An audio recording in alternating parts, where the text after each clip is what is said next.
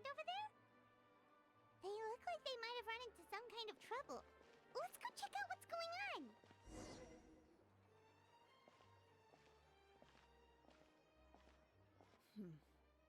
Still no dice? Not at all. And I've asked pretty much everyone in the court of Fontaine already. Lynette's ears drooped as soon as she heard that we'd have to be out and about for days on end. And Fremine, he hid himself under his helmet as soon as he realized there'd be people around that he didn't know.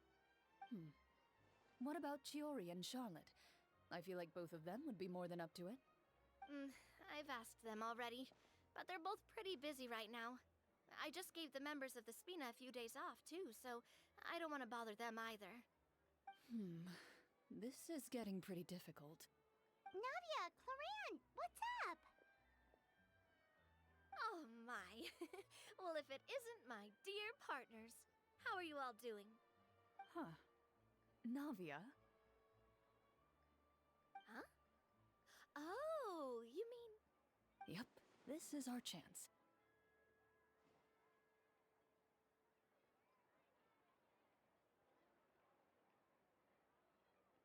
Do you need our help with something? Oh, precisely. My dear partners, we've got a huge problem right now that only you can solve. Whoa, for real? Absolutely. We've already exhausted all our other options. Traveler, Paimon, would you join us and play Marechaussee Hunter Judgment Day? Marechaussee what now? It's a new game script by the Tabletop Troupe, a local roleplay adventure club. Ever heard of the Tabletop Troupe? They put out games that allow you to participate in a story and roleplay characters with your friends. Oh, I've loved their stuff ever since I was a kid. That sounds super interesting. Chlorinde and I are both veteran members of the club. Recently, someone came up with a new script and was looking for people to help playtest it for them. And when they asked, of course I couldn't refuse. I mean, come on! A brand new script? Nobody has ever played it before. Generally speaking, scripts at that level of development have a lot of issues, but I think this one is pretty solid. The author obviously put a lot of work into the story, and the world building is also quite credible. Whoa. I know I was the one that handed you the script, but some of us haven't read it yet. No spoilers, please. Anyway, the script calls for a team of 4. Ah, yes. We're missing one final player right now. So, you're saying you'll help us out? I knew I could count on you, partner. Paimon and the Traveler are kind of a package deal. Is that okay? That's not a problem. I'll adjust the pace based on the actual number of players, and ensure that everyone has a good time. Well, Traveler, what do you think? Wanna play? Paimon will follow your lead. Well, that solves our problem. You have our thanks. Woohoo! I'll go grab the script manager from the club right away. The script manager? Didn't you just say that you gave Chlorinde the script? The club introduced a completely new kind of gameplay for this script. In this iteration, the Game Master's version of the script is incomplete. The script manager provides the next part of the script only after players have completed the current list of objectives.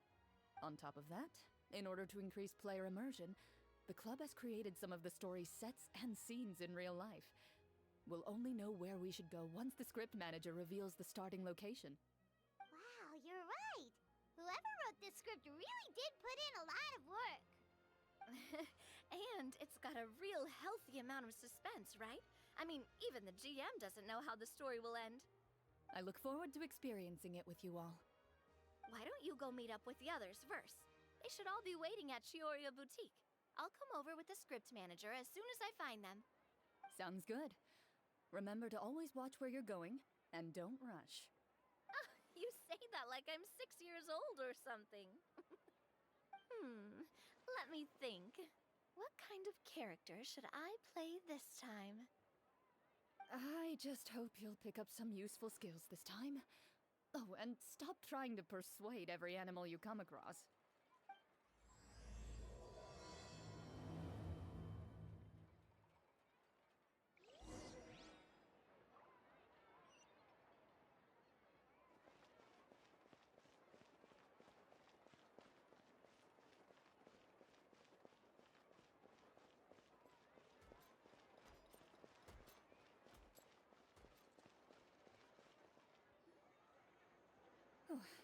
Sorry to keep you waiting. Ah, you're back! Huh? And you've got the Traveler and Paimon with you, too! What a pleasant surprise. I assume you'll be joining us for the game then? Linny, Farina! Paimon didn't know you were playing too. Are you also members of the tabletop troupe? I'm more of a casual member, if anything. I haven't taken part in many formal club activities. Lynette Fremine and I play something similar at the Hotel Bouffe Tété sometimes, but I'm usually the GM. Still, I'm sure it'll be fun being a player for the first time. I'm looking forward to it.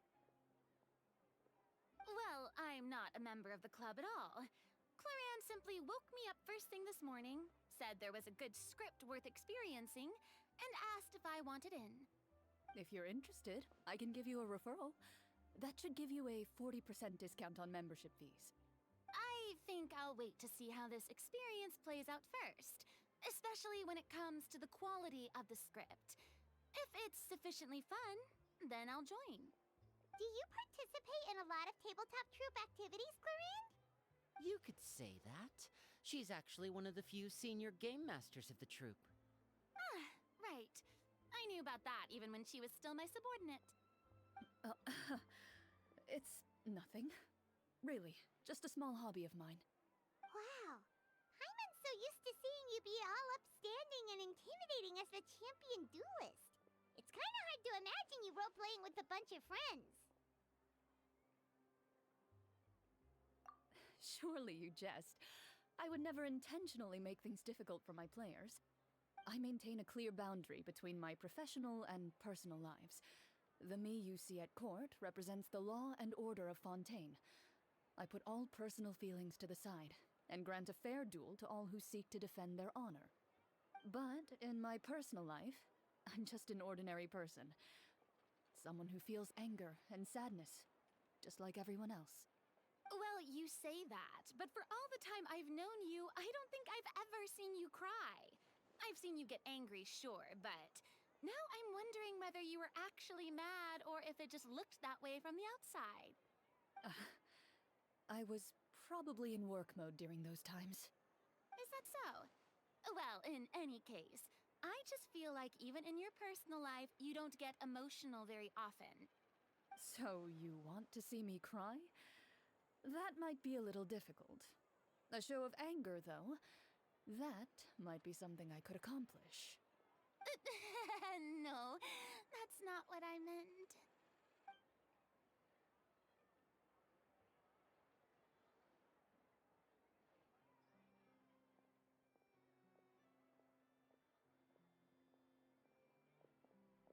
I'm back! Here, allow me to introduce you to the script manager, Mr. Florian. Pleasure to meet you all. Hello. Wait, are you a champion duelist too, Mr. Florian? Oh, no. This is just the costume provided by the club. I occasionally play a few of the roles in my scripts. That sounds like a lot of work. It's nothing. It's the least we can do to give the players a more immersive experience. Anyway, allow me to give you a brief introduction of the script. This script was adapted from the real history of the Marechaussee Hunters. You all will play the role of hunters from a bygone era and resolve a series of events unfolding in the capital. Paimon's not super familiar with the history of the Marechaussee Hunters. Is that a problem? Oh, no problem at all. I can give you a brief rundown. So, basically, Marechaussee Hunters were people who dedicated themselves to hunting monsters and protecting the city by using a special swordsmanship technique passed down over generations. Their story can be traced back to the ancient Remurian dynasty, as well as the first hunter, Cassiodor. But I'll leave the finer details for you to seek out and discover later. And I'll provide additional commentary as the story progresses. In that case, brave hunters, are you ready to set out on an unknown adventure? Whoa, just one sentence and it's like we're in the story already. Aha, I see many a determined gaze before me. Very well, head over to this location and begin your heroic journey. So, as we follow the story, it leads us to specific scenes? Ooh, sounds pretty innovative. What does the message in the envelope say? It's the exact location of the scene, as well as the formal permission to use the venue. Huh, seems like they have everything prepared. Please check all your belongings, everyone, and make sure you haven't forgotten anything. Once you're ready, please follow me to the designated location. Sounds good. Hunter Squad, move out!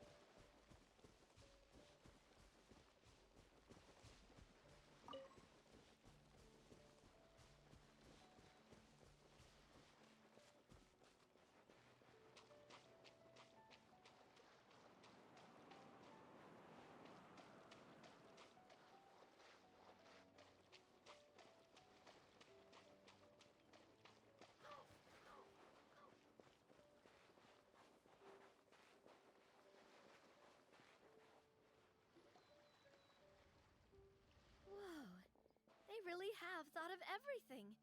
Even the phaetometer is here and ready to go for us. The phaetometer? What's that? It's a card that's used to determine action success or failure. We'll need to use it when we try to use certain skills. And what about all the dessert and tea? Is that for us as well? That's what the message said. Really? That's so nice. It feels just like a tea party with friends. Those snacks have Paimon's name written all over them! I think you might be more of a snack hunter than a marashose hunter, Paimon. Snack Hunter Paimon reporting for duty! If there are delicious snacks to be found, Paimon will track down every last one! The desserts are great. But I'm still looking forward to the story more than anything. Very fair. Then, let us begin. First, please pick up the blank character cards in front of you and write down your name and profession. You can find an abbreviated version of the rules printed on the back of your character card. If you have any questions, feel free to ask me. In this story, everyone is a marashose hunter. To reflect this, the club has prepared a small badge for everyone. Ooh, nice! As hunters, you have proficiency in swordsmanship and fighting by default, so there's no need to allocate any additional skill points to those areas. Swordsmanship? So there's a fighting part to all of this? Paimon's not sure she can do all that on her own. Maybe Paimon can just stick with you? Why don't you share a character card then? The Traveler will be the marashose hunter, and you can be her little floating assistant. Kinda like in real life. So, for the name, do I fill it out with the name of my character? Yep, it can be any name you like. You can use your real name too if you want. I do that whenever I get too lazy to think of a new name. Oh, so it would be like experiencing a different life, but still as yourself.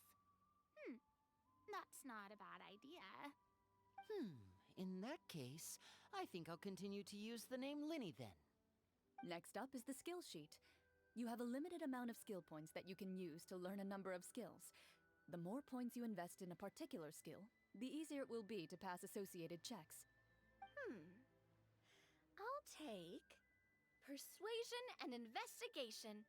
Those are must-haves when it comes to missions like these. Oh, those skills sound like they'd be useful for gathering intelligence! Good idea, Navia! Just as expected of a veteran player. So, should we also take those skills then? Not necessarily. Since we're working together as a team, we could leave the negotiations to Navia and use our skill points to pick up other useful skills. For example, I think I'll take stealth and sleight of hand. That will give us more options if we run into any situations we can't negotiate our way out of. Oh, interesting. I wasn't thinking about it like that. I suppose it's not so different from an acting troupe. Everyone has their own role to play. Let me see. I'll take art and performance.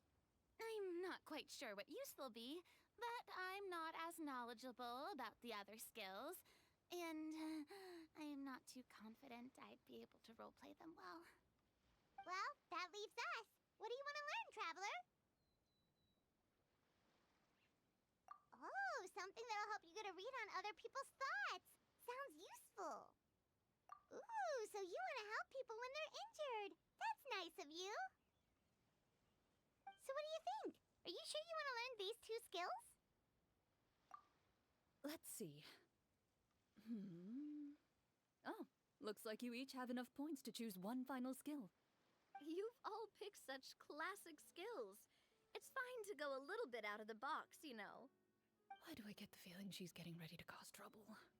For example, this one here. Summon. Doesn't it sound super mysterious and cool?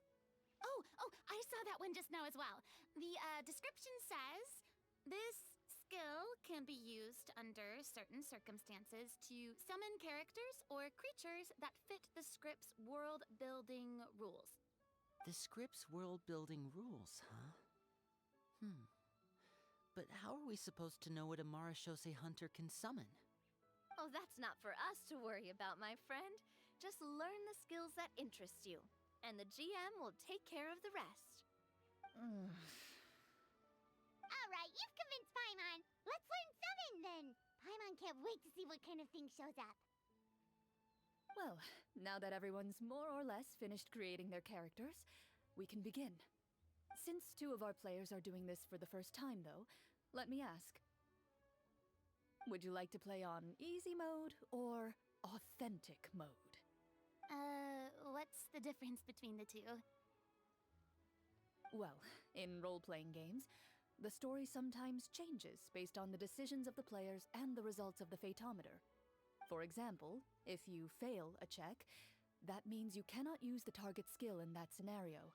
A critical failure may even result in further negative consequences. If you choose to play in authentic mode, every time you elect to use a skill, you'll need to use the Fatometer to see whether you succeed or fail, and face any consequences that may follow. If you choose easy mode instead, every check will be successful by default, and you won't have to worry about luck playing a factor.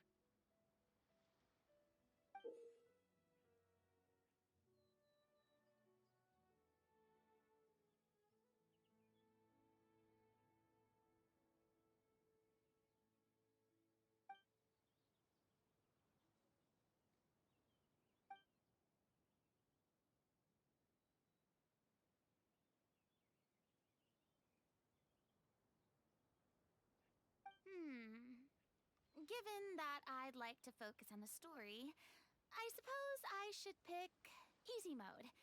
I'd feel bad if I brought the team down by failing my checks. Huh? Oh, come on. Don't worry about that. RNG is the lifeblood of role-playing games. I'm going with authentic mode for sure. Never knowing what you might have to overcome. Ugh, doesn't that sound exciting? I'd rather be mentally prepared for what might happen. All right, then I'll mark down Farina for easy mode. All her checks will be successful by default. As usual, Navia and Linny will play on authentic mode. What about you, dear partner? How would you like to play? Are you sure?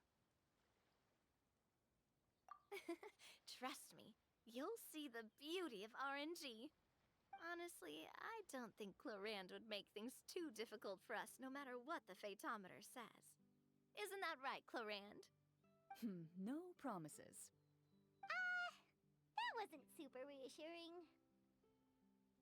Well, anyway, enough talk. Let's get started.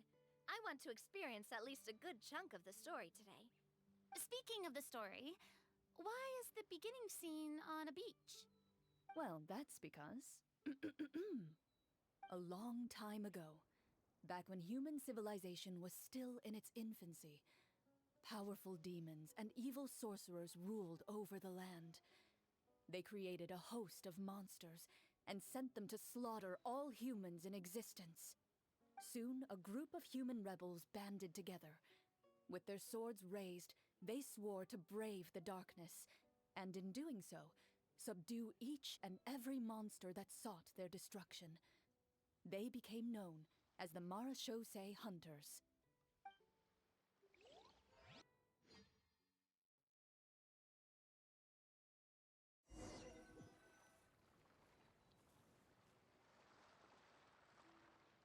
Sometime later, as a member of the Marachose Hunters, you receive a commission.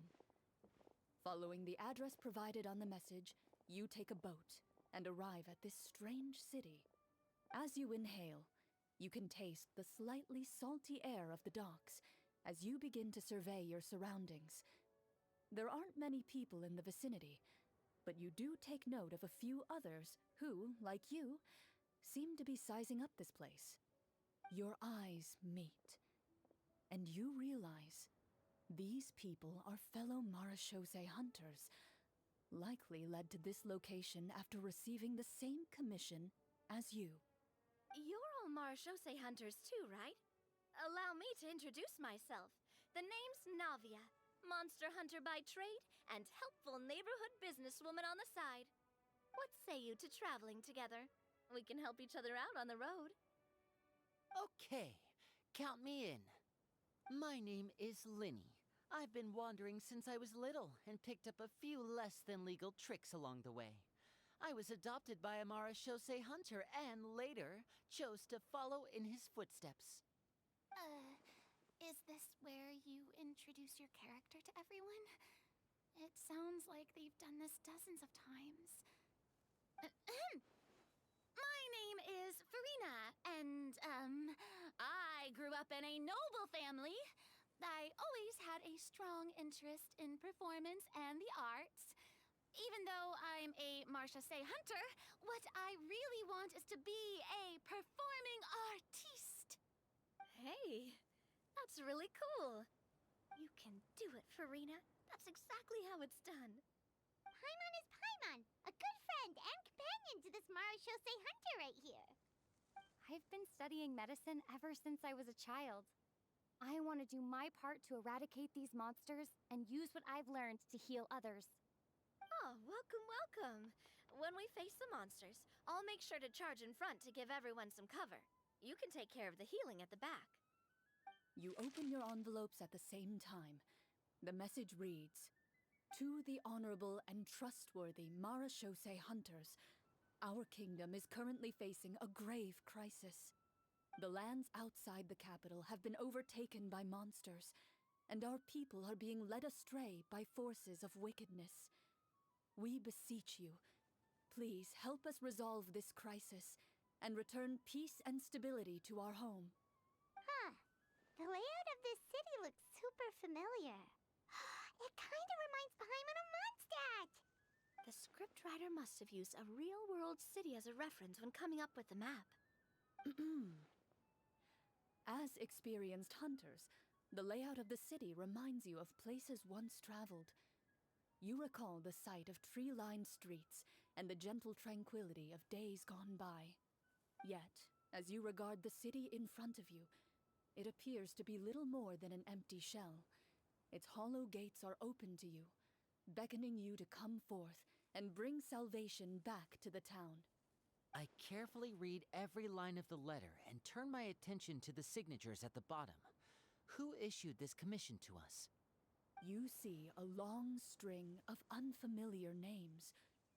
It would seem that many of the residents of the city issued this commission together. They sensed that things were not right within the kingdom and sent a distress signal to the outside world. In that case, why don't we take a walk around the city and see if we can learn anything from the local residents? Oh, good idea. We might be able to get some leads on the monsters and bad guys we're after. You look up and see a tavern nearby. It appears to be open for the day. Why don't we go check out that tavern? If the novels I've read are anything to go by, taverns are usually full of information.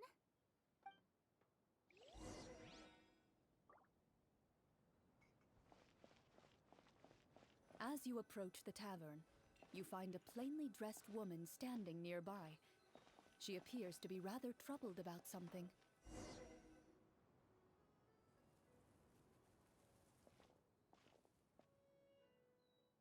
Greetings, friend.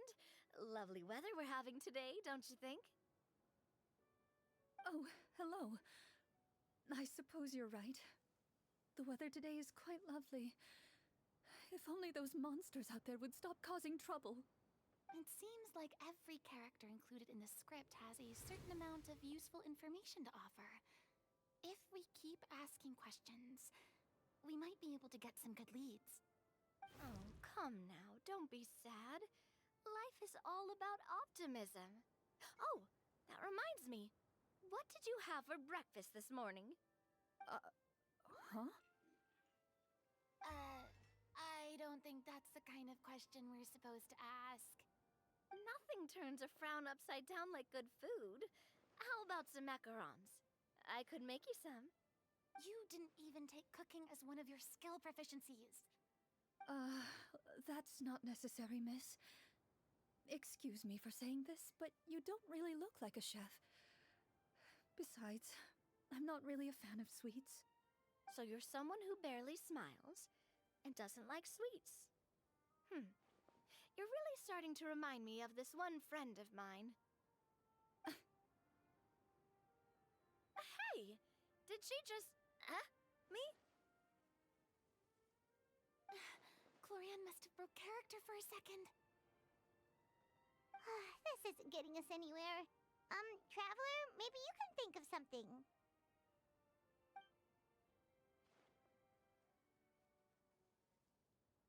The results of insight checks aren't disclosed to the players, so I'll be the one consulting the fatometer.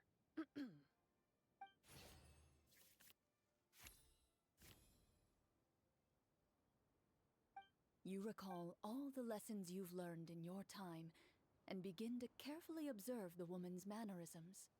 You notice that when she's quiet, she has an empty look in her eyes, as if her thoughts have drifted to a place far, far away.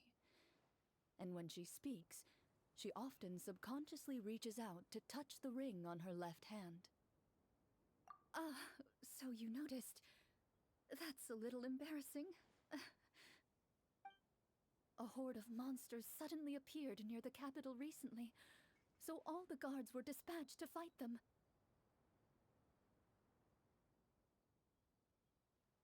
Do you remember when those monsters appeared? I'm not completely sure. All I know is that my husband was dispatched to fight them 3 days ago. Do you know where he was sent? It all happened so fast. When we said our goodbyes, he couldn't even tell me where they were sending him. You have our thanks, friend. We'll find and defeat those monsters as soon as possible. We sincerely hope your husband will be able to return to your side soon. Oh, thank you. Don't worry. We'll find him. Just try to remain optimistic and wait for good news. We don't always get to choose what happens to us. But we do get to choose the little things, like what we eat and how we respond to the things life throws our way. I hope that one day, you too will recognize the power of something as small and inconsequential as a delicious dessert. I'll do my best. You bid farewell to the woman, and continue your journey further into the city.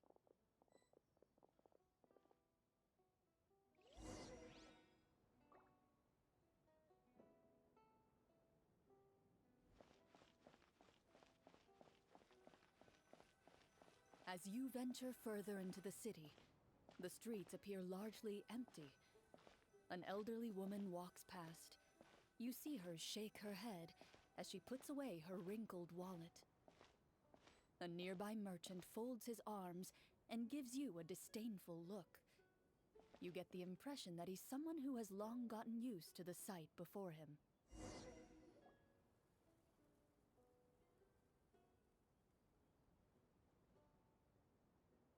Although he doesn't seem very friendly, merchants are usually a good source of information, right?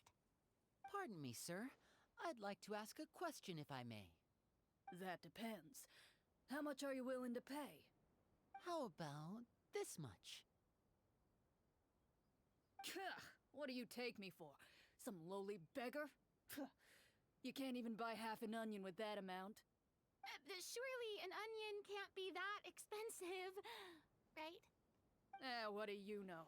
War's nearly upon us. Everything costs several times what it did before. If you're not gonna buy anything, then scram. Whoa, what a nasty guy. Maybe we shouldn't even bother talking to him. But he still might have information we need. Traveler, can you think of something? Sir, we came to this city to solve the very problem you seem to be referring to. The war you mentioned, would it happen to be against the monsters outside the city? If you happen to be well informed and know a thing or two about what's going on, we'd appreciate it if you could share that information with us. After all, the sooner this problem gets resolved, the easier it will be for you to do your business.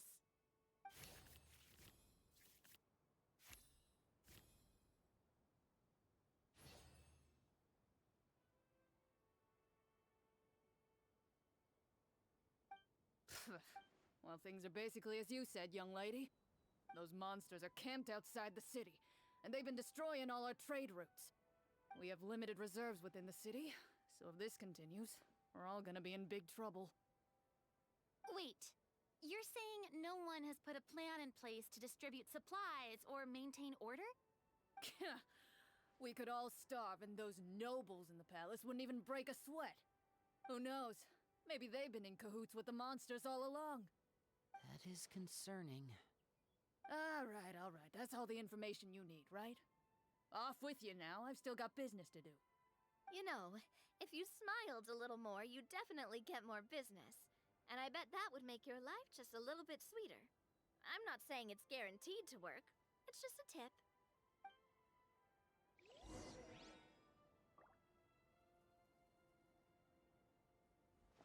Should we try to go somewhere with more people? Oh, how about the city square? Follow me. Before you lies the city's central square. You see a man with a slightly anxious look on his face, pacing back and forth, his head hanging low. He doesn't seem to notice your approach. Still immersed in his own thoughts, he shakes his head and lets out a long sigh. This guy seems promising enough. Maybe I can get some information out of him. Hello, sir.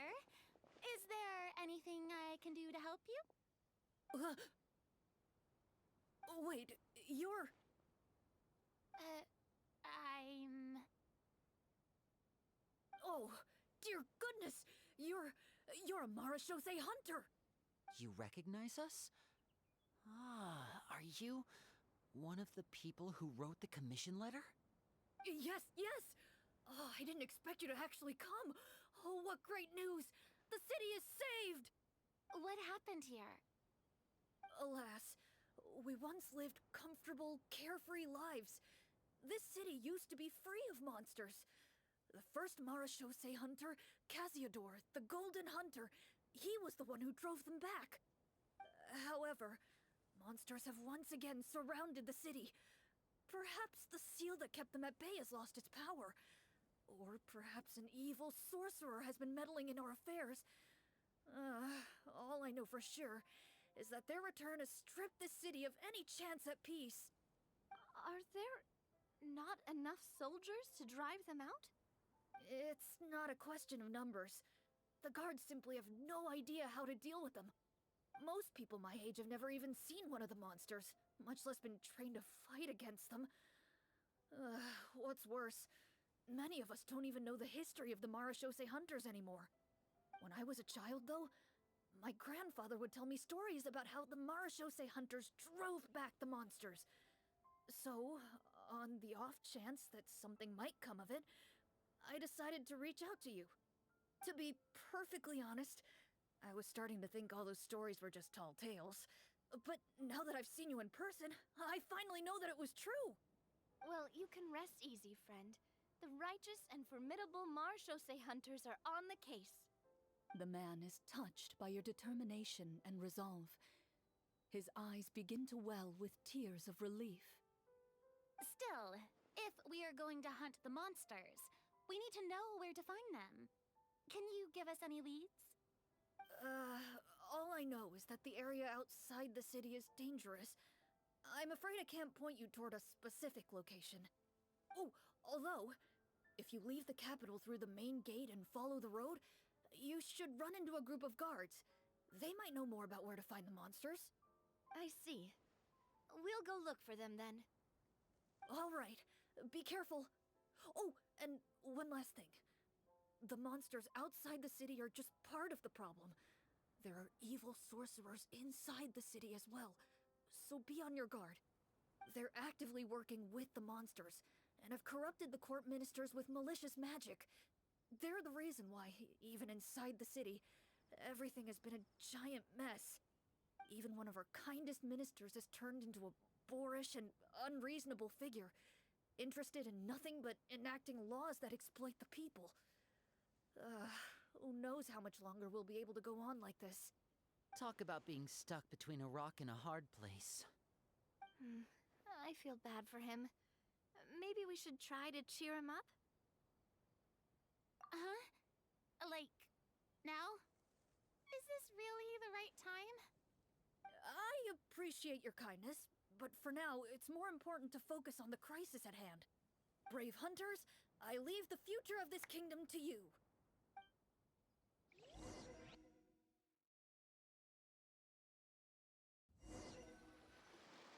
If I understood correctly, there are currently 2 problems in the kingdom that need solving, right?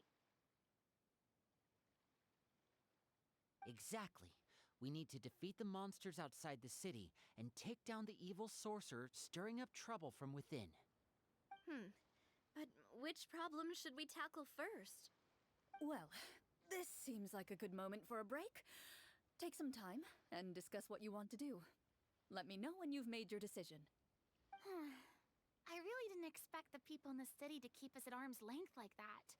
I totally thought the hunters would be treated like heroes. Well, Chlorinde said the script took cues from the real history of Fontaine, right? Maybe the real-life Marashose hunters were also treated like that. I wouldn't say it's a perfect representation of history, but there are definitely some similarities. Would you like to hear more about it? Sure. As long as it doesn't spoil anything in the script. You brought up bits and pieces of the hunter's history before, but it was all in passing. Paimon wants to know too. The hunters were super powerful, right? Were they all from a special line of supernatural beings or something? Kind of like the yokai in Inazuma? No. All Marashose hunters were ordinary mortal fighters. The only thing that set them apart were the special sword techniques passed down over the centuries. Huh? So you mean anyone could become a Marashose hunter? In theory, yes. All you would need to do is survive the rigorous training and master the swordsmanship techniques required to fight the monsters. Still, most people dropped out at the early stages, and others called it quits the minute they saw a monster in person. To become a hunter, you must be strong in both body and mind. What kind of monsters did the hunters fight exactly? Oh, and the evil sorcerer the script mentions. Did they exist in real life too? The land of Fontaine once played host to an ancient dynasty known as Remuria. After that dynasty fell, monsters began to appear, intent on obstructing humans from establishing a new social order. One of the ancient sorcerers of Remuria used his power to assemble a formidable army of golems. He sought to use that force to establish himself as king. Now, wait a second. Don't tell me that guy was the inspiration for the evil sorcerer in the script. we still haven't found any in-game information on him yet. So, why don't you talk about someone else for now? Well, I wasn't planning on going into anything you might be able to find out in the game. But if you want me to talk about something else, then... How about Casiodor, the Golden Hunter? Or Egeria, the ex-Hydro Archon? Wait, but those people are all from a super long time ago. Where did you learn all this, Chlorinde? From my master. Huh. By master, you mean Miss Petronia? Someone you know? Absolutely. Miss Petronia and my father were good friends. Back in the day, she would often bring Chlorinde over to play, but then... Let's not get off topic.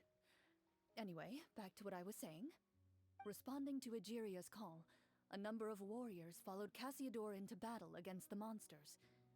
This group of warriors, under Casiodor's leadership, became known as the Marechaussee Hunters. Yet, as Fontaine entered an era of peace, their work gradually became obsolete. The Marechaussee Phantom, originally an association made up of hunters, eventually came to be predominantly comprised of Melusines. Ah, I see.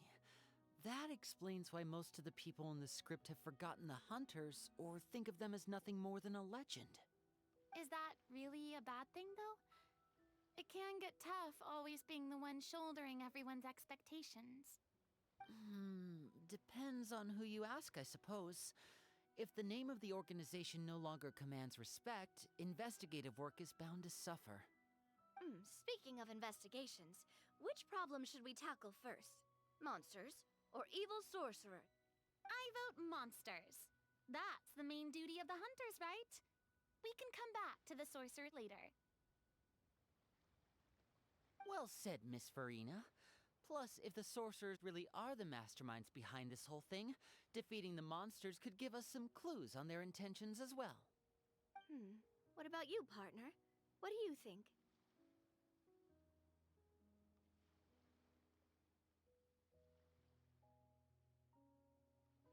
I mean, you're not wrong. But those characters are usually the ones pulling the strings behind the scenes. More often than not, they're very formidable opponents. Going after them now might be jumping the gun a little bit. We don't want a total party kill on the first day, right? With Chlorinde as the GM, I wouldn't rule out the possibility.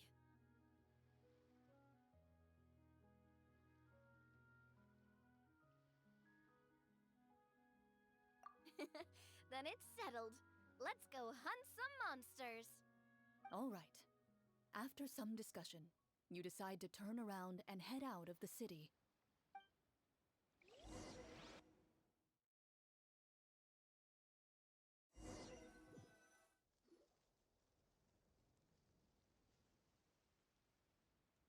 Let's take a look around, like that guy said. You there! Outsiders, halt! Who's there? An armored man approaches you. He has a tall, muscular build and a determined expression in his eyes. Just one look, and you can tell he's fought in his fair share of battles. Although he's trying his best to conceal his current state, his uneven gait and the sweat dripping down his forehead make it obvious that he's been wounded and is in serious pain. I'm the captain of the guard. I saw you sneaking around the city earlier, so I'll only ask this once. State your purpose, or it's off to the dungeons for the lot of you. Wow, it's been a while since someone's been this suspicious of us. I said talk, not whisper between yourselves. Have you ever heard of the Marechaussee Hunters? Marechaussee Hunters? Ha! That fairy tale, you mean? What, you expect me to believe you're one of them?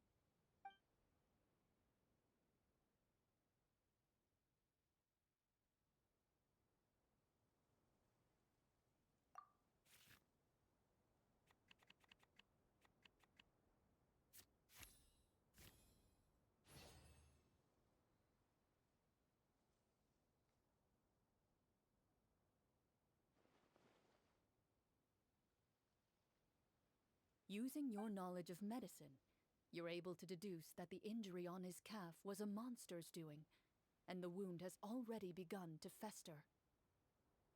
As you check him over, he looks at you with suspicion and retracts his injured leg further back. I'm a doctor by trade. Please let me redress your wound. You don't have to suffer like this. The man appears somewhat disgruntled at having been exposed, but soon relents and raises his leg for you to take a better look. He allows you to apply a poultice of specialized medicine to the wound, and it appears to bring him much relief. The tension in his brow eases. All right. Guess you lot might actually be real marechaussee hunters after all. In any case, you've successfully treated my wound. So, what do you want to know? Do you know where we can find the monsters, or the other guards who are fighting them? He informs you of the various locations where monsters have appeared. He looks in that general direction with a pained gaze, as if a thin, invisible thread is pulling on his wound. Some of our new recruits have never even dealt with a petty thief, and now they're out there fighting monsters. If it weren't for this cursed leg. Oh, please, sir. Don't get too worked up. You need to focus on your recovery. Just leave the monsters to us. We're marechaussee hunters after all. Hearing you say that, a glimmer of hope flashes in his eyes. But it disappears almost as quickly as it came. Those monsters aren't easy to deal with. But if you insist on going, I won't stop you either. I just hope all the guards will be able to come back to their families alive. I wish you the best of luck.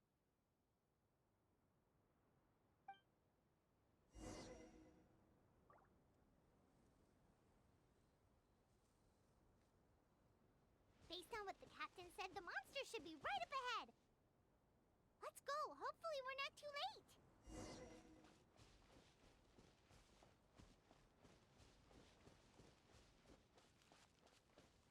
As you approach the battlefield, you see numerous people lying by the side of the road. They appear to be dressed like guards. Their faces are filled with desperation and terror. Some are screaming and cursing in vain, as if still trying to banish the monstrosities they saw from their minds.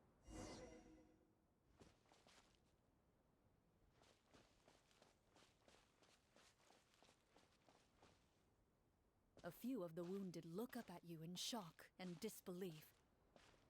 Quick, leave this place. Turn around and don't look back, they yell.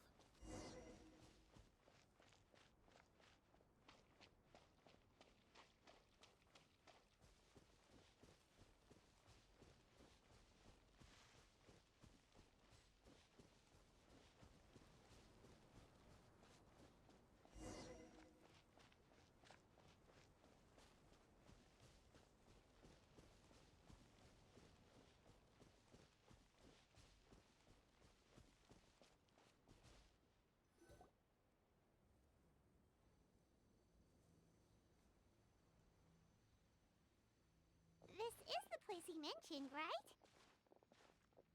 You see broken iron swords scattered all around you, and downed trees riddled with terrifying claw marks. All the signs point to one thing. A truly devastating battle just took place here. Be on your guard, everyone. The monsters might still be around. Before you can finish your sentence, you hear rustling sounds from the surrounding bushes. The monsters have emerged. They close in on you without fear. You get the impression that, in their bloodthirsty eyes, you're just another meal for them to devour. A little help here! This thing wants to eat Paimon! Your battle round begins now.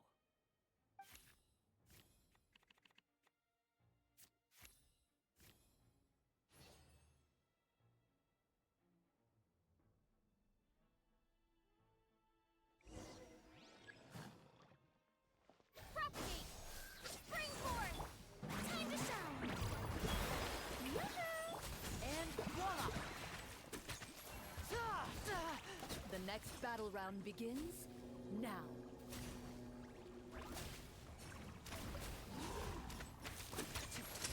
Here comes the finale. Yeah.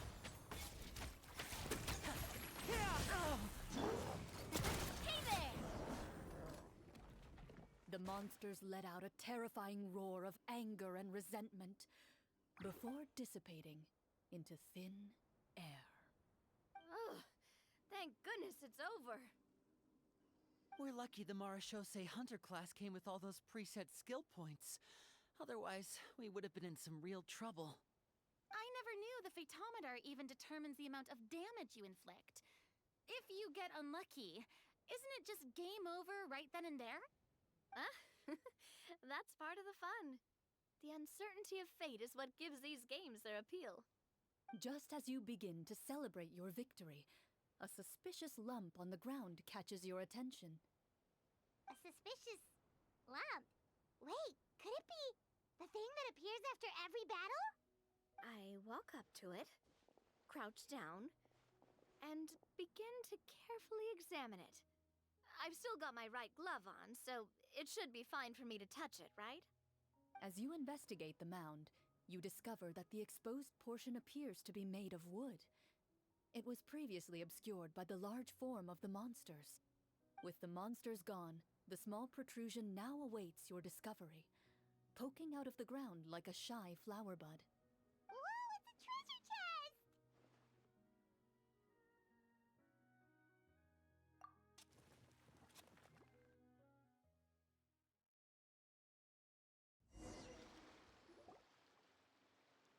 With everyone's help, you successfully excavate the wooden chest from the ground. Even without opening it, you can tell from the mora and jewels scattered around the chest that it must contain quite the fortune. Makes sense. We worked hard for this. Let's open it and we can share what's inside. I can understand your excitement, Paimon, but think about it. Doesn't it seem like there are people out there who need this treasure more than us? Yeah. Think about all the people suffering in the capital. Or all those guards who got hurt fighting the monsters. Wouldn't it be better if we gave the treasure to them? Wait, is that how it works?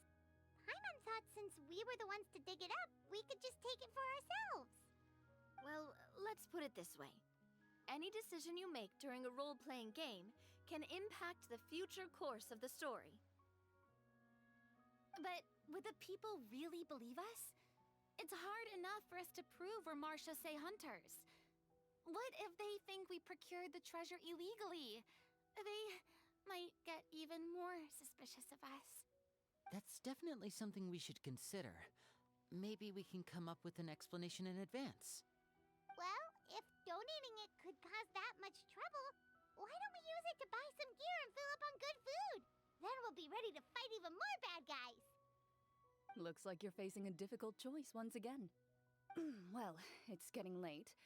Why don't we call it a day for now? Wow, where did the time go? I'm not sure if it's because I'm having so much fun with you all or because the story is particularly enticing, but I feel like I could almost keep going. Here, here. Ooh, how about we play through the night? I'm not sure I'll have enough energy for that. Yeah, that won't work for me either. Lynette will give me an earful if I get home too late. I understand how you feel, Navia, but we have to change venues for the next part of the story anyway. Huh? Another location? Mm-hmm. There's a special note for the GM at the end of this section that says to proceed to an indoor set for the next part of the script. Whoa, they really pulled out all the stops for this new script.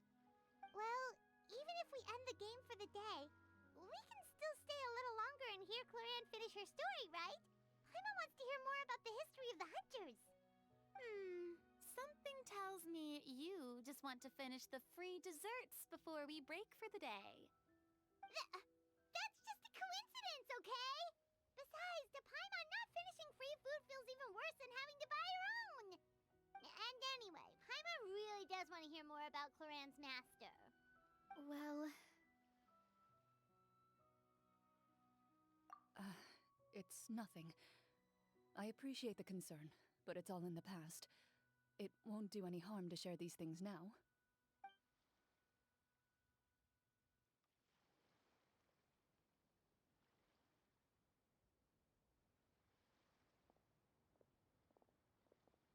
My earliest memories are of living with Master. According to her, she saved me from certain people of ill repute. My birth parents had left me behind some time before that. What a heavy beginning for a life story. Master was a fascinating individual, if inexperienced in the ways of raising children. My first ever toy was a short sword. Although I suppose it wasn't so much a toy as something Master removed from her waist and handed to a noisy child in need of distraction. Oh, wait, so she handed an actual sword to a child? Isn't that dangerous? Did you hurt yourself? Of course I did. I cut my palm and bled quite a lot. But Master was not concerned. She just stood there and casually lectured me about it. See, that's what you get for not holding the sword properly, she told me. She then crouched down next to me and said, "Give me your hand. I'll teach you to bandage this wound. After that, it's time to learn how to truly hold a blade." Excuse me for asking this, Chlorinde, but how old were you exactly when all this happened? Probably around, 3, give or take. 3? Isn't that when most kids are still struggling to hold a fork? As I said, Master was rather inexperienced in the ways of raising children. She believed trial and error was the best way to teach a child what they're capable of. I'm not so sure this is a question of experience. I didn't see anything wrong with her ways at the time. And anyway, children don't get to choose how they're raised. Oh, she did bring me back a pet from Liyue once. It was a Geovishap hatchling. A Geovishap hatchling? For a pet? That seems even more dangerous. What she said was this: make sure to get along, you two. If you really can't agree on something, just settle it with a fight. Whoever loses is the real pet. And how old were you when this happened? 5. Well, did you win? No, I lost. So you're saying you actually became the Geovishap's pet? Yes, but only for a week. By the end of that week, I defeated it in combat, and we've shared a cordial relationship ever since. That really doesn't sound like the kind of childhood someone should have. Later on, I gradually understood that Master most likely didn't know any other way to raise a child. She was a marechaussee hunter, but I never heard her bring up her own parents. Thanks to her, I learned how to navigate the forest by the age of 6, and could hunt monsters in the wild by myself the year after that. Even though the training she subjected me to was strict, she always made sure to take me traveling when she had the time. We met many of her friends during those days. That was also how I met Mr. Callis and his family. I still remember the first time we met. You were too scared to join our picnic and hid behind Ms. Petronia the whole time. I still hadn't really met many children my age at that time, so I didn't know how to interact with others. After that, though, you started coming over a lot. You loved challenging people to shooting competitions, remember? I don't think many members of the Spina ever beat you in one of those. I had a lot of fun during those days. I enjoyed them too. Oh, do you remember that one time we went exploring around the Spina together? We overheard Papa call your master Fontaine's Protector of Justice. We tried to pretend like we never heard anything, but you nearly let it slip that one time.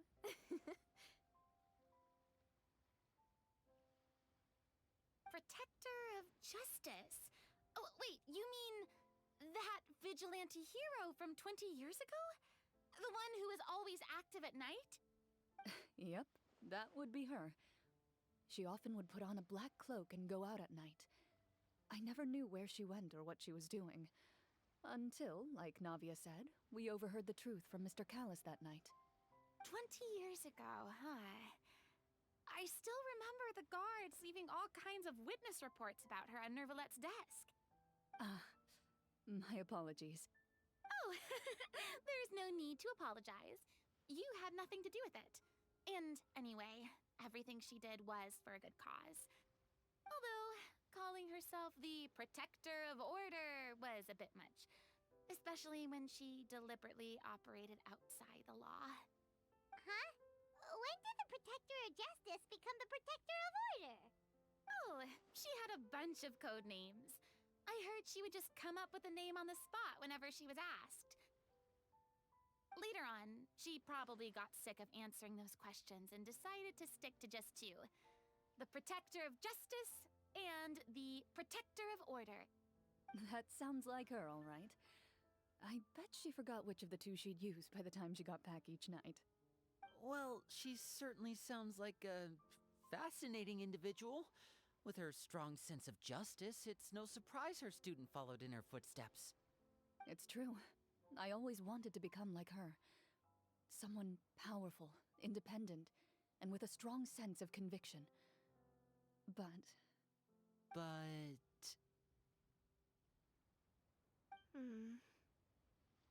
She suddenly disappeared the night I turned 10 years old. Disappeared? What happened? I have no idea. She didn't even leave a note. I was never able to find out where she went. That night, I was celebrating my birthday at Navia's house. But Master never came to pick me up. When I returned home on my own, it was to an empty house. When she still didn't appear after a few days, I went to Mr. Callus's house to ask about her whereabouts. But he only shook his head. Papa probably didn't know either. I know he sent a few people to investigate the matter in secret, but they never found any credible leads. Don't worry, I understand. To be perfectly honest, given Master's personality and way of doing things, it all made a lot of sense. If I had to guess, I'd say she probably used it as an opportunity to force me to become independent. Just like how, when a litter of kittens reaches a certain age, the mother willingly leaves them behind. Were you upset, Chlorinde?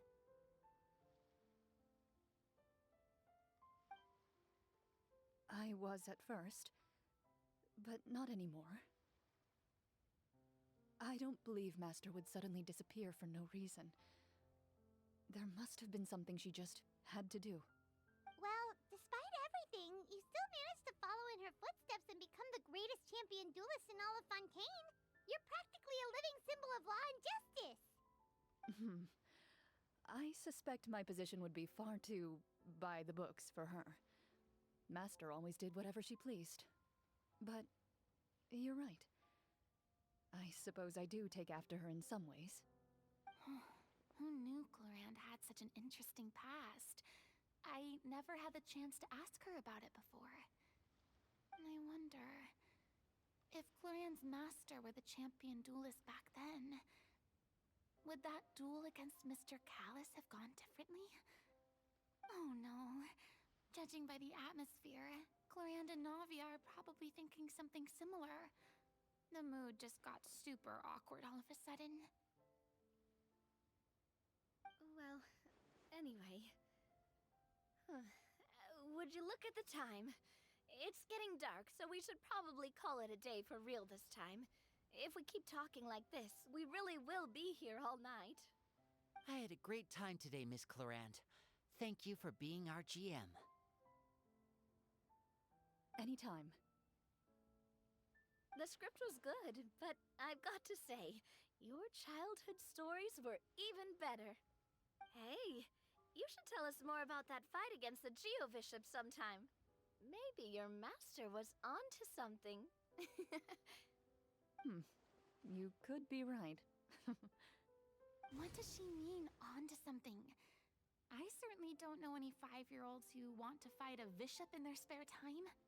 Guess I'll head back as well. I need to save my energy if I want to continue enjoying the story tomorrow. You're that excited to hear about my fight with the bishop? I was talking about the script.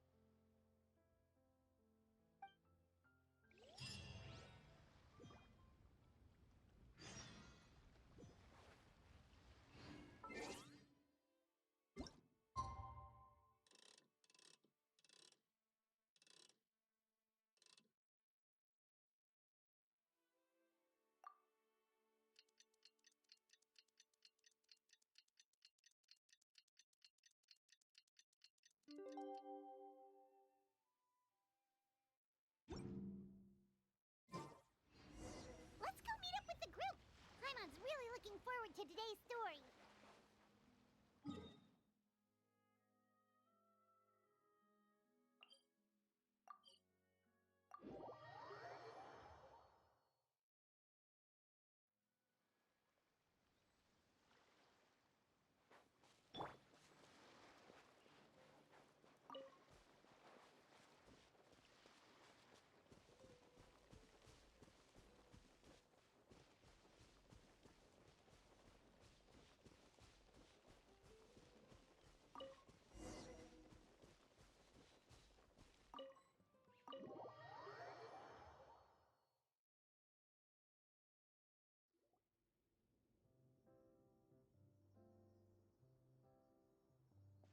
Looks like everyone's here. Now, before we begin, why don't we finish where we left off yesterday? There was an important decision to be made, yes? I'll pour everyone a cup of tea. Is that really the most important part, though, Chlorinde? Paimon's more concerned about our current surroundings. Heavy walls, cold railings, dim lights. This is obviously supposed to be a prison. I admire the work put into the set. Still, it's obvious the scriptwriter has never paid a visit to the fortress of Meripede. So the set is going to be a part of the script? Unfortunately, that is something I can neither confirm nor deny. Anyone think Clorinde's smile is starting to look kinda scary? Well, whatever happens, we'll just have to push on. But first, we should really figure out what to do with this treasure.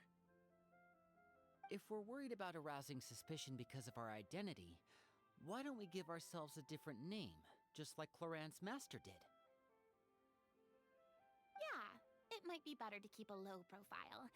As long as we're helping people, it doesn't matter who we are or what we're called. Staring at me won't get you anywhere. Or did you want some more tea?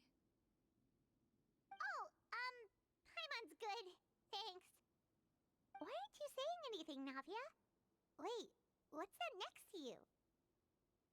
Oh, this is the short sword Chlorinde mentioned last night. I found it. Huh. I'm surprised you managed to track it down after all this time. Well, I made sure to take good care of it, considering the circumstances in which you gave it to me. Of course I had to keep it safe. Anyway, where were we? Oh, right. I was just thinking about all the potential ways for us to break out of prison. We could dig a tunnel, or try to bribe the guards. Wait, we haven't been thrown into prison yet, have we? Well, it's only a matter of time. It pays to be prepared. Just like how you should always have an umbrella on hand, even when it's sunny. All right, Paimon's made up her mind. Let's just give the treasure away.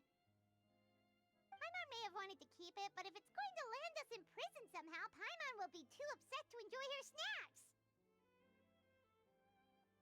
So, you reached an agreement? All right then, we can continue with the story. Oh, and we'll collect all the scattered pieces of treasure on the ground as well. All right.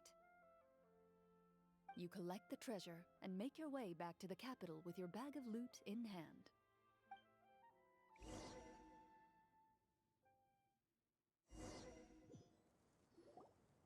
The city is still shrouded in a gloomy, oppressive atmosphere, but your spirits are surprisingly high. In places where sunlight struggles to reach, you generously share your wealth with the children, the elderly, and the poor in urgent need of help. Thank you, kind soul. The elderly woman's look of gratitude follows you as you walk away, her eyes never leaving your back until you move entirely out of sight. However, there's still quite a bit of Mora remaining. It appears you haven't made much progress. She's probably trying to tell us to speed this up. We need to hurry up so we can address the sorcerer problem.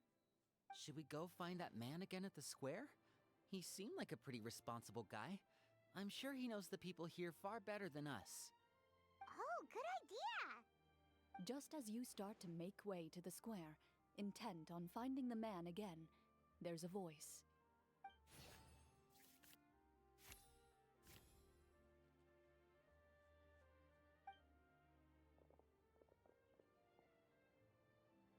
Please wait, distinguished guests. Several strange guards suddenly call out to you. They run forward to meet you and proceed to politely pay their respects. Greetings, gentlemen. Are we being invited for afternoon tea? Surely you jest, my lady. That would not be our place. It is His Excellency the King who requests to meet with you. Please come with us.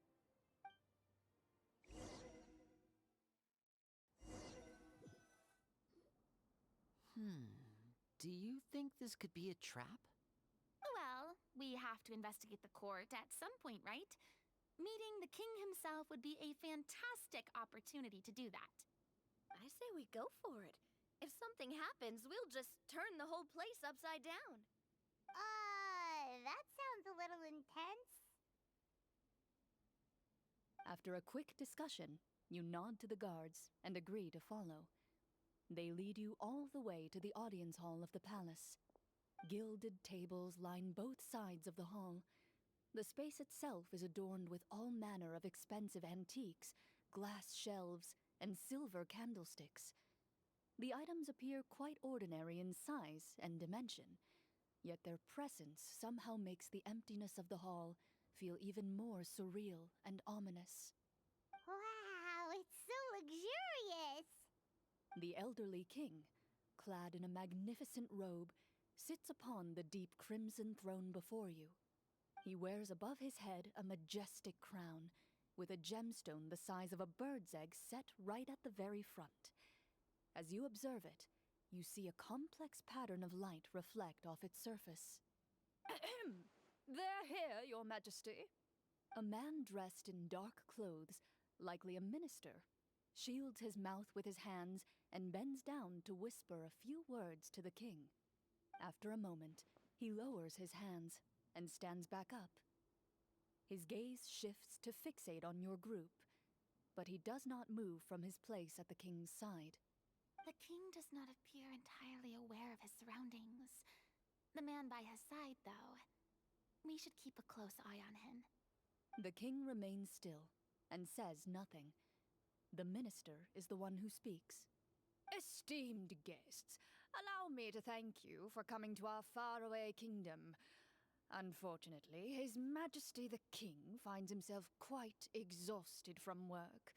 So please allow me, his Prime Minister, to welcome you in his stead.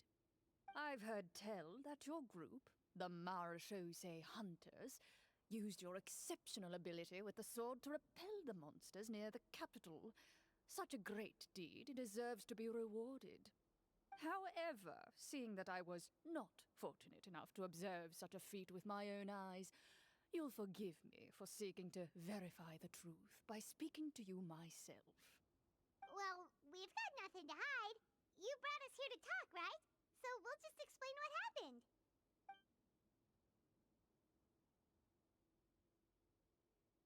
The golem's blades were so powerful, they could cut down trees in a single swipe.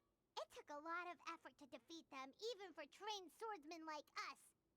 Well, that was enough details, right? Believe us now? Your account does indeed match those of the survivors. Since you were the ones who defeated the monsters, that must mean you are also in possession of the treasure they stole?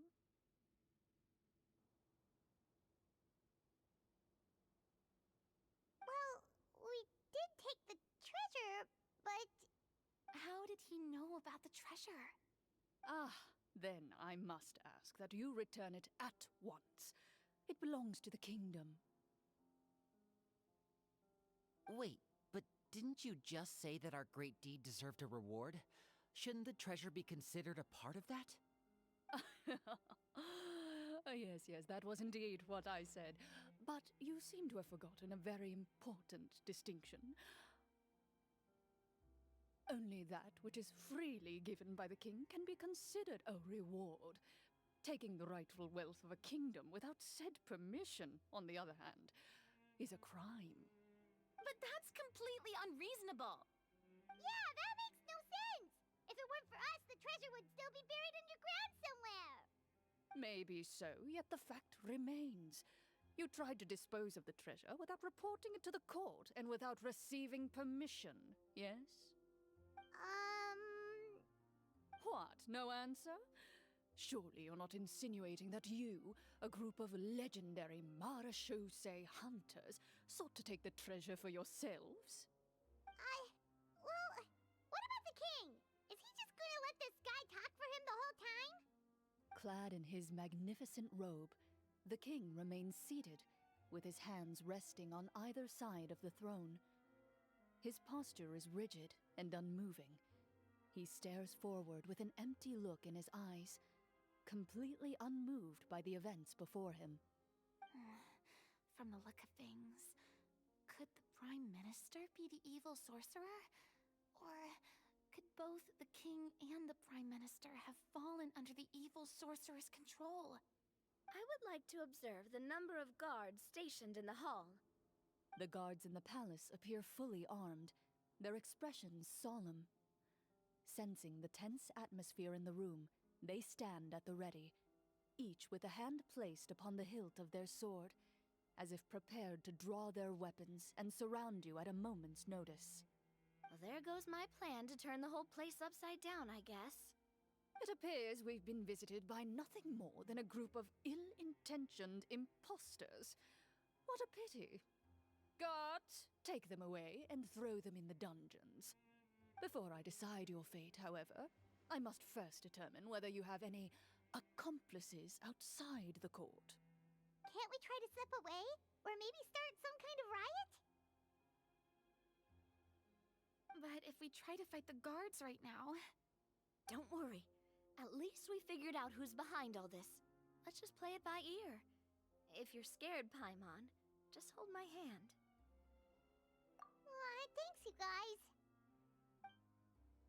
You allow yourself to be led away by guards surrounding you on both sides.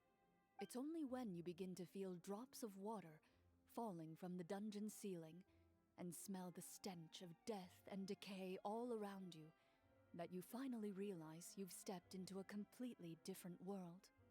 Stay here, and don't try anything funny. The guards lock the cell door and leave without looking back. Wait, sir! Your voice echoes through the dark hall, but the only response you receive is the sound of water dripping from the ceiling. No! What should we do now? Carve out a new path of fate with our own two hands, of course. I draw my weapon. You reach toward your waist, but find nothing there. You now recall that your weapons were confiscated before the guards locked you in the cell. The bag of treasure along with them. What about that knife I hid in my boot? When did you hide it in there? When I was thinking about digging a tunnel. Rejected. You failed to inform the GM of this course of action. Moreover, the guards would have conducted a thorough search before throwing you in prison. And the keys to the cell aren't anywhere to be seen? Correct. You don't even feel a lock hole on the cell door. Oh, well, there goes all our plans. Indeed. Huh? Why are you the one saying indeed? Because that statement holds true for me as well. This is where the script ends. What? But that's a terrible ending! Generally speaking, this should be the point where the scriptwriter gives the players some kind of hint, or gives the GM some kind of code for how to move forward. I mean, maybe they just really wanted us to be immersed in the feeling of being in prison? Like, they'll only show us the way out once we've grown truly and utterly desperate? That is a possibility. If only there were desserts and tea in real prison. Oh, wait, guess that's kind of how the Fortress of Meripede works if you're lucky. Oh, before I forget, Navia, the short sword you had with you earlier. I took a closer look, and the craftsmanship doesn't appear to resemble anything from this era. If I remember correctly, that style was last in vogue several hundred years ago. Wait, Chlorinde said that sword used to belong to her master, right? Does that mean her master has been alive that long? I doubt it. The way she went about things often made her seem childish more than anything. I'd say the sword was most likely an heirloom passed down over time.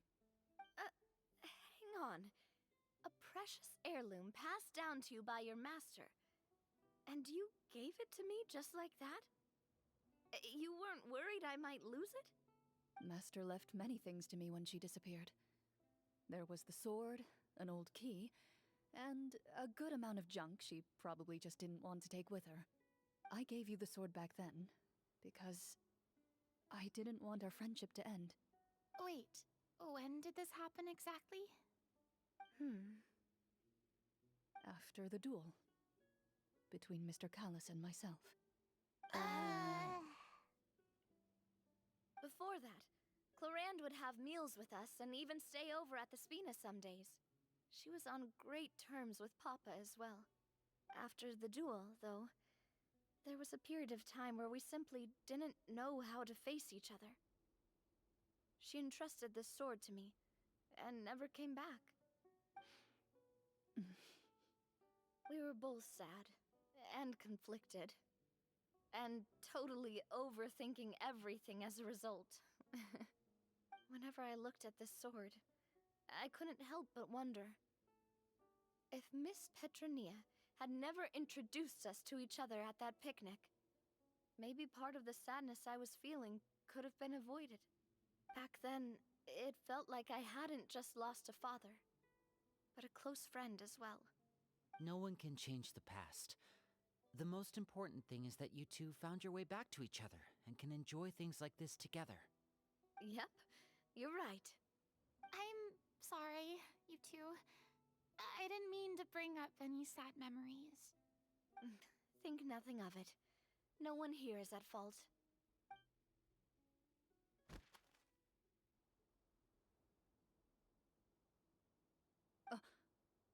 Huh?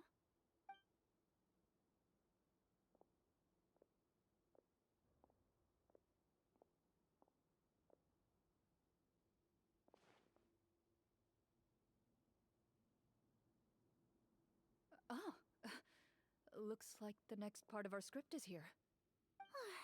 Perfect timing. The situation was really starting to get desperate. And not just because of the prison thing. From Clorinde's face, Paimon really can't tell if it's good news or bad news.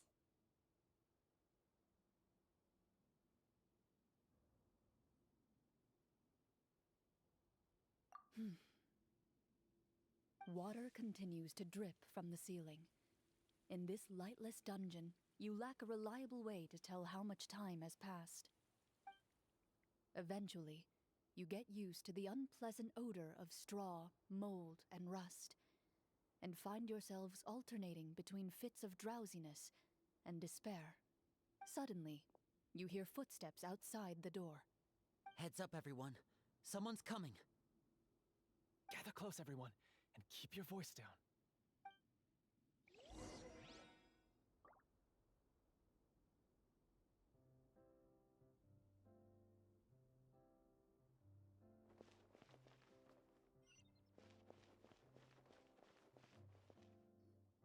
Who are you? I work as a guard in these dungeons, but my true identity is the same as your own. I'm also a marechaussee hunter. Huh? Shh! I've already sent away the other guards, but if we make too much noise... I understand, but how can we be sure we can trust you? The king has issued a formal decree. In light of the irrefutable proof of your crime, you're to be executed before tomorrow's sunrise. If you want to escape, it has to be now. Executed? We barely did anything! Monsters appearing at the same location as the treasure. Could this entire thing have been a trap? There will be time for speculation once we're out of here. As for my identity, I have no way to prove that to you just yet. Infiltrating the capital was difficult, and finding a chance to speak with you has taken a lot out of me.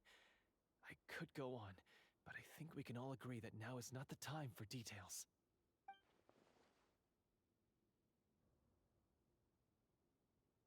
Have you seen our weapons anywhere, sir? Don't worry, I brought them with me. They're just behind the door. Still, these weapons alone won't be enough to defeat the true enemy behind the scenes. His faction is too powerful. The guards are all under his control, and he's even stationed a number of golems in various rooms throughout the palace. To defeat him, you must find a secret vault. It is said that within that vault, the Marashose hunters of the past left behind a treasure with the power to defeat the sorcerer. You're not coming with us? No, I'll remain in the dungeons to deal with the guards. I'll try my best to distract them so they don't go after you. As long as my identity is not revealed, I'll be able to aid you when the final battle comes. In that case, please stay safe. Thank you for your concern. I will do my utmost. As for the location of the vault, here, this map should lead you there.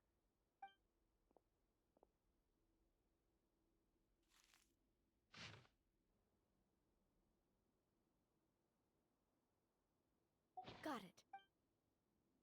All right, once I open the door, remember to stick close and refrain from making any noise. I'll lead you out of here as quickly as possible.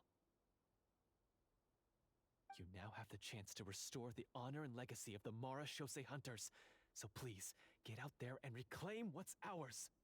And be sure to exercise caution.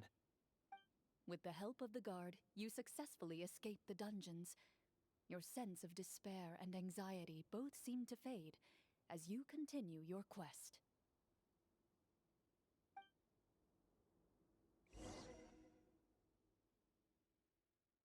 Wait, we didn't get to use our skills at all while we were in prison. Who knows when we're gonna get the chance to use that cool summon spell? That is a pity, but we can only continue to move forward.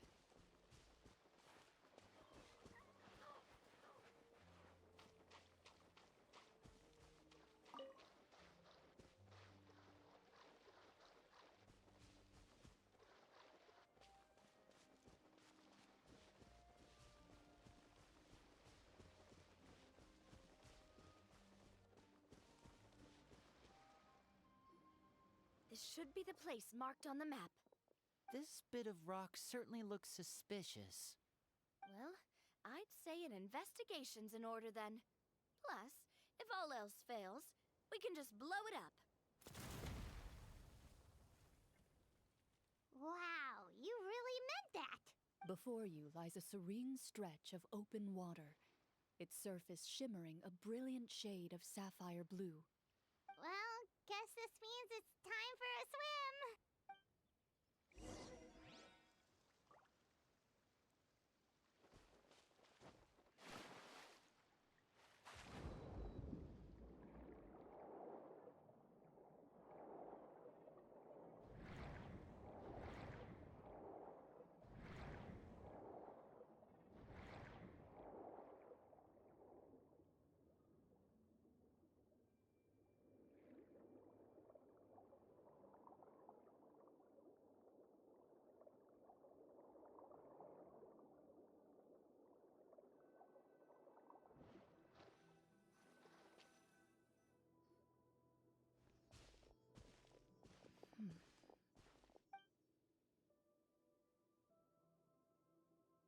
What's the matter? It's nothing. As you step into the cave, you find yourself in an eerily quiet space. Before you lies a narrow passageway that appears to trail off endlessly into the distance.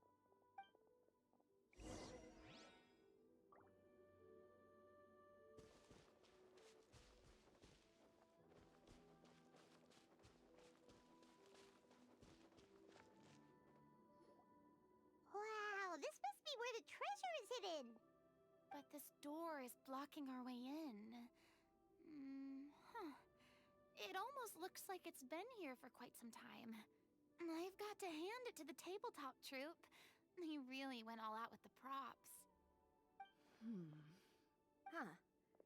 What have we got down here? A kind of mechanism connected to the door? It looks like we might have to arrange it into a certain pattern. A pattern on a stone door. That's something Master mentioned before. Is something wrong, Chlorinde? After a long, difficult journey, you finally arrive at the location indicated by your map. It appears to be an ancient site of some sort, where treasure likely awaits. Your surroundings are exceedingly quiet and serene, as if the secret that slumbers here has never once been disturbed. If you listen closely, you can almost convince yourself you can hear the sound of its calm, gentle breathing. That description makes Paimon feel kinda bad for disturbing this place. We're doing this for the sake of the people, to free them from the evil sorcerer.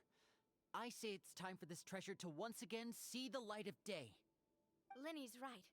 We need to keep going. The future of the kingdom depends on it. The next part of the story requires us to solve the puzzle, right? Let's start exploring the area. Yes, that should be fine. Something feels off about all this. Guess I'll just have to improvise.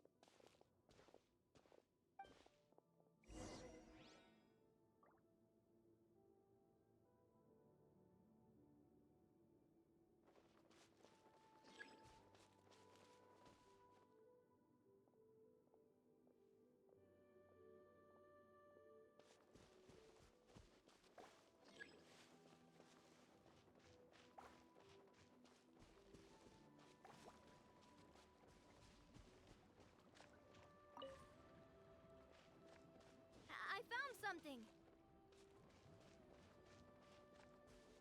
Found something here, too.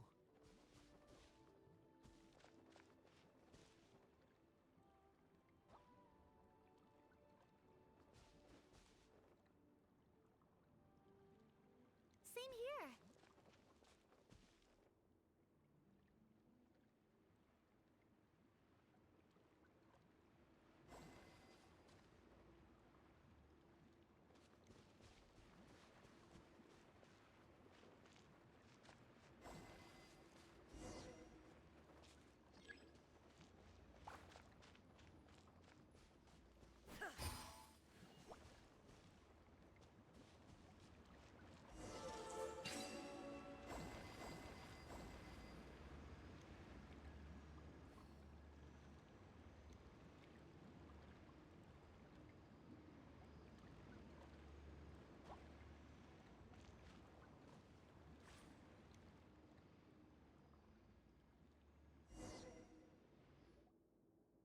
It worked! Something just appeared. Some kind of new mechanism, maybe? By solving the puzzles, you prove yourselves worthy of inheriting the secrets of the past. At the end of each puzzle, you're rewarded with With? a key. Oh, it must be the key to the big door. Huh? This is one of the Marechaussee Hunter keys that are passed down from generation to generation. It looks just like the one Master passed down to me. It is said that 4 keys in total are required to form the final, complete key. And it seems like we just collected 3 of them. That must mean... Huh? What's wrong? You hear a few strange noises. Suddenly, all the torches in the ruin go out at once. Huh? What's going on? Did we fall into another trap? For the sake of immersion, please close your eyes, everyone. Without the torches, the space is now completely dark, and you cannot see anything. But Paimon can still see a little bit over here. Oh, right. Sorry. Suddenly, you hear the sound of footsteps pierce through the darkness. There's someone else here? Oh, this is so unsettling. I can't see anything. I've been discovered then. Wait, that voice, it's... You recognize the voice as belonging to the guard who led you to this place. It appears he now covets the treasure for himself, and has come to stake his claim. Oh, so this is just part of the script. Then I can probably relax. Well, if we can't see anything, that means we can't fight to the fullest of our abilities. Should we retreat for now? Judging by the way he's holding his sword, he must be a real Marashose hunter. But this isn't part of the script. Retreat? That's not the hunter way. If it's dark for us, then it's dark for him. We choose to fight. Your choice is noted. Please keep your eyes closed until I tell you the torches have been relit. This battle will be in the dark. You got it. Well then, let us begin.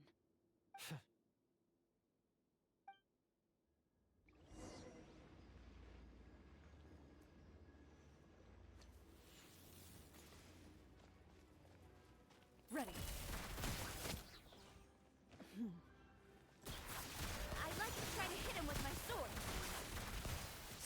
Your strike is successful. Is he still standing? Is it over? Can we open our eyes now? The enemy is strong and relentless, but the battle is nearing its end. The torches have not been relit. What about now? Final strike.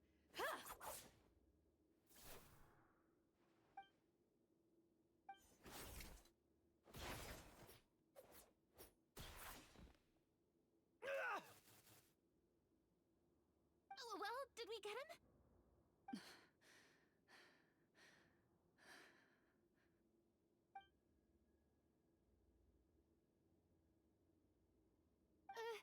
Chlorinde? Warm fire flickers across the walls once more. Your vision is now clear. In an impressive display of courage, the four of you successfully defeat the uninvited guest. That look in his eyes. It's like he became an entirely different person as soon as I defeated him. Huh? Mr. Florian? Oh, wait. We're supposed to be role-playing. I should stay in character. Speak your name, guard. Why did you lead us here just to betray us? Is this treasure really more important to you than bringing peace to the kingdom? What kingdom? What peace? Those were nothing but lies! I, Florian, am a true Marashose hunter, descended from hunters of ages past. So he's also using his real name. Or, wait, was that the name of his character from the very beginning? Then I'm even more confused. If you truly are a Marashose hunter, shouldn't you want to help us just like you said before? Shouldn't we fight together for the sake of the people? What do you know? In this day and age, there's no glory to be had as a Marashose hunter. What's that supposed to mean? My skills were passed down to me by my father. We lived a life of obscurity in the remote wilderness. Still, he devoted everything he had to being a Marashose hunter. And what did he get in return? A life of poverty and pain. In a world that forgot all about him. When he died, not a single person came to mourn his passing. The Marashose hunters were the ones who saved this city. We're heroes. We deserved more recognition and respect than this. Is he talking about how no one in the capital seems to remember the hunters and their legacy? I didn't expect the script to contain this level of social criticism. So that's why you want to take the treasure for yourself? You feel like you're owed fame and wealth? If you already knew where the treasure was located, why didn't you just come down here and take it? Because I still needed the final key. Only a true Marashose hunter is capable of passing through this final door. As someone who sought to hurt others for his own gain, Florian lost that right long ago. Okay, but what is this treasure anyway? We've got all the keys, right? So can we just go in and take a look? You're sure you want to go in? We've been talking about it for so long. Of course we want to see what's inside. And we've already defeated Florian, right? So he won't try to take it from us anymore. Pesky brats. Watch yourself. Then let's open the door together. All right. Your choice of action is confirmed.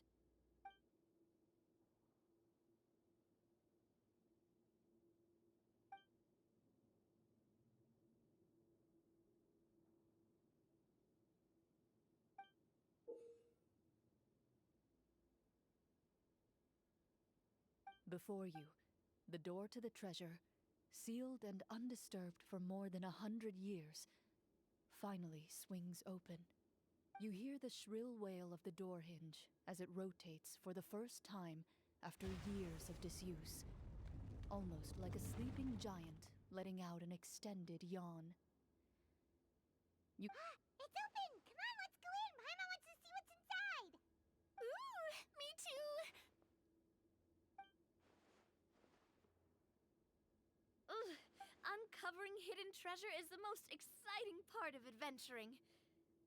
What do we have here? Uh-huh. A stone tablet? And some shabby weapons? You call this a treasure vault? Looks more like an abandoned warehouse! Maybe the troop ran out of budget at the end?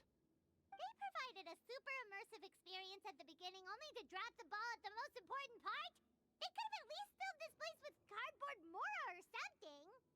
Wait, I get it now. Paimon, this is the real Marashose Hunter treasure. This is it? The Marashose Hunter treasure is just a stone slab and some broken swords? I can't believe it. I refuse to believe it! Whoa, are you okay? The Marashose hunter before you appears to suffer a serious mental breakdown. He needs to leave the room for a moment to collect himself. One of you seems to understand the significance of the treasure already. If the rest of you wish to follow suit, you may remain here in the meantime and explore your surroundings.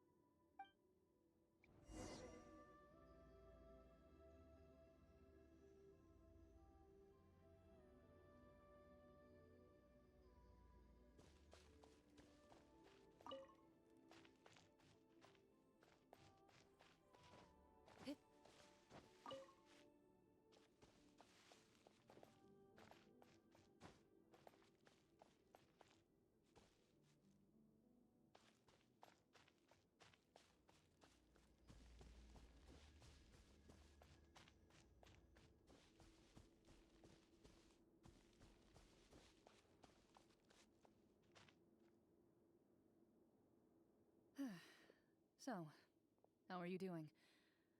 Feeling any better? What just happened? Do you remember how you got here? Or what happened to your body just now? I remember now. I brought you here because I wanted to... The explosives in the cave! You mean these? Huh? How did you... I could tell something was off the moment I stepped into this cave, so I kept an eye out. I've already dismantled the whole thing.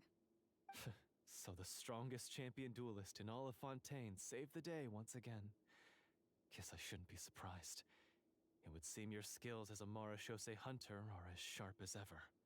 I deserve some answers, don't you think? Tell me why you wanted to lure me here. Everything you said earlier sounded like the truth. Luckily, your monologue was dramatic enough to convince my friends you were just role-playing. I don't know. I just always felt like there was something in my heart that didn't belong to me. Something agitated and angry. Who knows? Maybe it was my own anger all along. I could never really tell. The feelings about my father and the other Marashose hunters are real. It just wasn't fair. I was angry, bitter that no one remembered them or praised their accomplishments. I don't know when it started, but at some point, my anger came to completely consume me. At that point, I remembered the legend my father used to tell me. The one about the treasure. But if the treasure was all you cared about, why plant all those explosives? Wouldn't they just destroy the treasure and bury you along with it? I can't remember. My head is a mess. It felt like there was this voice telling me to eliminate the hunters, but now it's gone. From your description, I suspect you were dealing with a devorator. Devorator? Oh, your master, your father, I mean, never talked about it? It was a kind of monster that was active several centuries ago. No, I've heard of it. I'm just not sure why you suddenly... Wait, it can't be. The seal!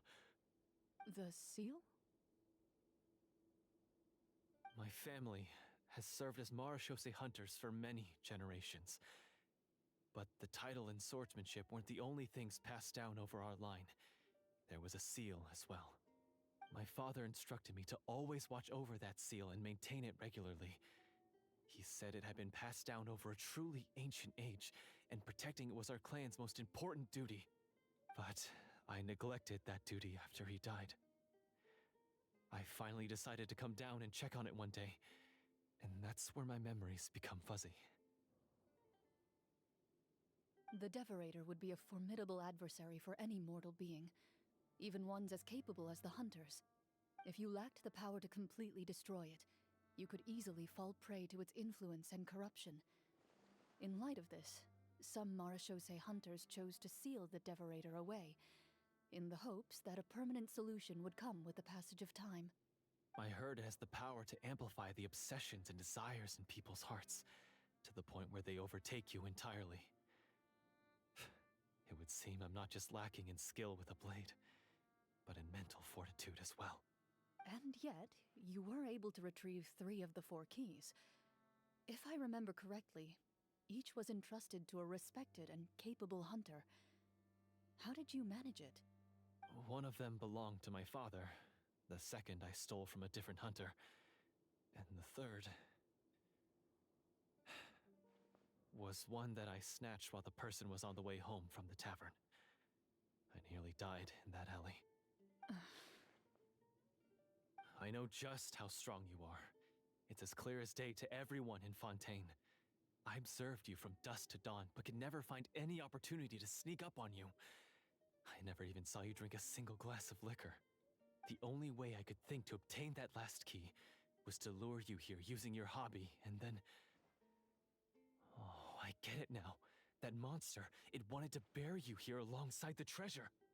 I won't comment on anything else, but the script was good. Well, I did pour my heart and soul into it. The stories my father used to tell me about the glory of the heroic marechaussee hunters, and how they came to be forgotten. It's more than just a story. Huh? You're proud to be a hunter.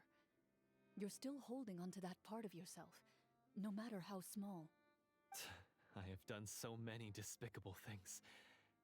I have nothing to be proud of. Then explain the purpose of the evil sorcerer in your story. Huh? Isn't he the true antagonist? The one who sought nothing but his own gain, and used the people as pawns to attain it? In your heart of hearts, he was the one you truly wanted to defeat. But I've already tainted my sword. I no longer have any right to... Wake up, Florian. Remember how you introduced yourself earlier. Do you really think the hunters acted out of a desire for honor and glory? Or to be loved and acknowledged by the people?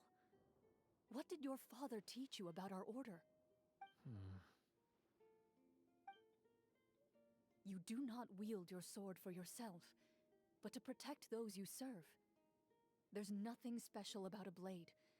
It's the intentions of the wielder that matter above all else. Do you still not understand? Even after seeing the treasure for yourself? The contents of that room, they represent the true legacy the hunters left behind. You're right. I am a marechaussee hunter. It's time for me to redeem, no, to finally serve the people I vowed to protect all along. I wouldn't be so quick to push aside the need for redemption. I know.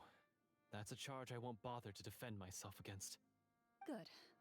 Then, come with me, and help me see the script through to the end. Huh? See the script through to the end? But there's no more script left. Never finished it, huh? No, I mean, I wrote the script with the sole purpose of luring you all here. There was no reason to write beyond this point. Then we'll just have to keep writing it. The evil sorcerer still needs to be defeated. You mean the Devorator? Are you saying I have to make up the rest of the script as we go along? Is that really so hard? You've already written most of it. Surely you can write an ending where the hunters win and justice prevails. I'll be there to help you too. You aren't afraid your party will fall into danger? I know what my friends are capable of, and they're all quite skilled. Besides, I need their help. Then, are you going to tell them the truth about all this? I don't intend to spoil the fun. Sometimes, protecting dreams and fantasies is more important than exposing the truth. Don't you think?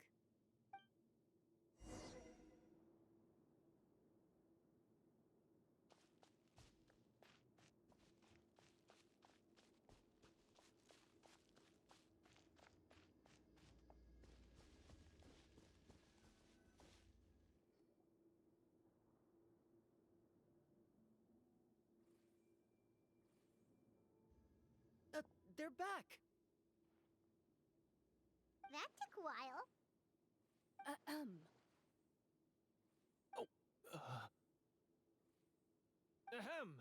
My fellow Marashose hunters, please forgive me, for I have sinned. Tone it down. Sorry.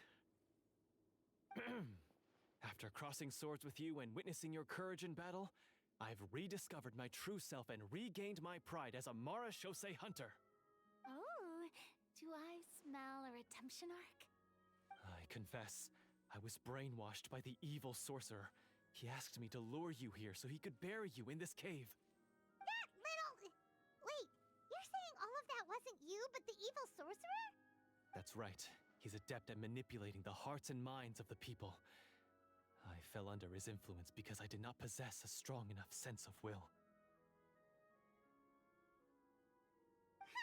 And how are you going to prove that you're a changed man? We're not going to fall for the same trap twice.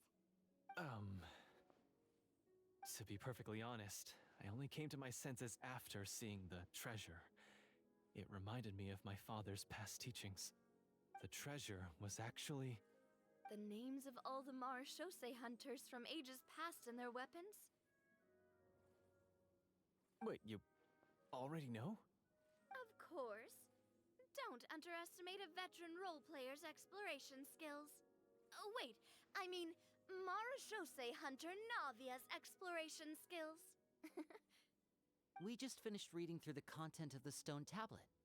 That tablet recorded the lives of some fascinating people. For example, this Marashose hunter called Est. She inherited the responsibilities of the Golden Hunter and passed judgment on many people.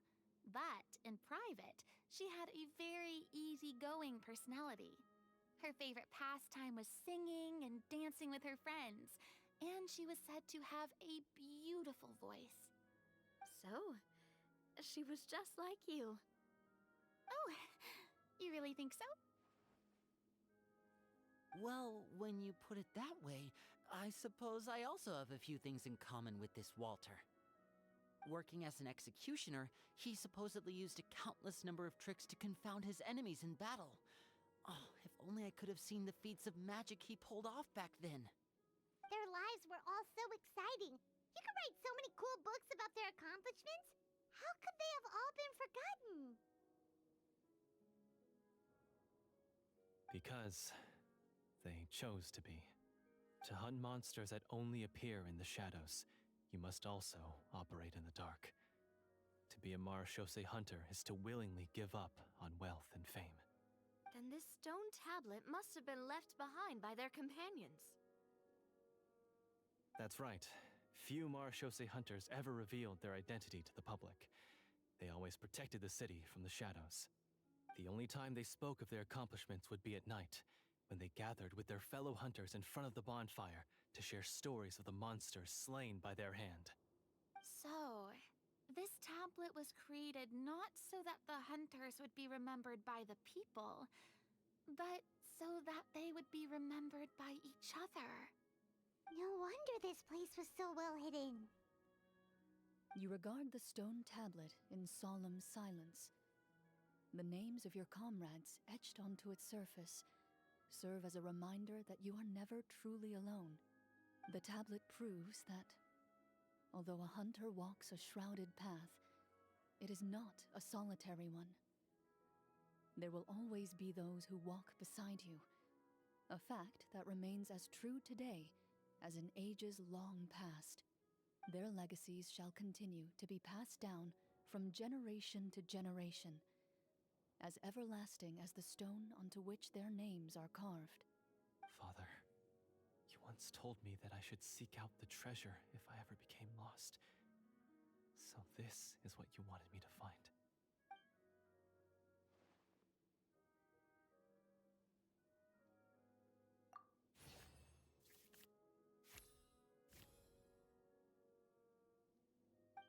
His eyes are sincere, and his words ring true. You can tell that every word he spoke just now came from the bottom of his heart. I implore you, everyone, please give me a chance to make up for all I've done. Allow me to fight alongside you and defeat the evil sorcerer that threatens the peace and prosperity of everyone in this kingdom. Well, I say we let you join. Sounds good to me too.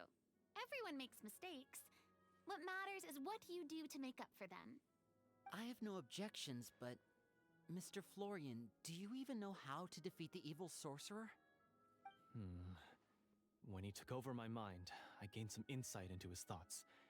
Every time I thought of the treasure, he reacted with a strong sense of fear. Huh? He's afraid of the treasure? But there's nothing here except some broken weapons and the stone tablet. What if the secret's hidden inside these weapons? GM, permission to investigate.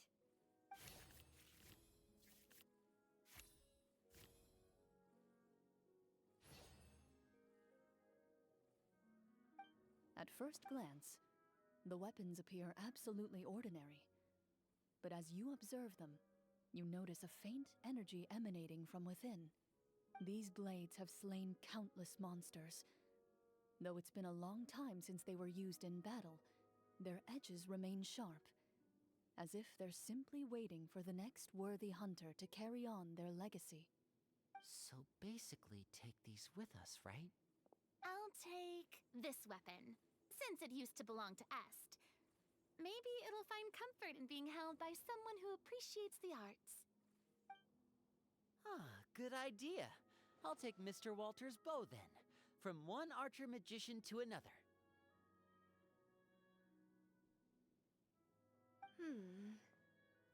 Paimon's gonna pick a cool weapon too!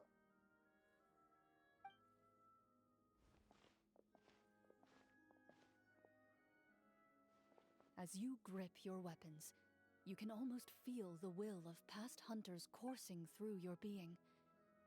It's a feeling of courage, determination, a silent vow passed down from generation to generation that says, eradicate the monsters, no matter the cost.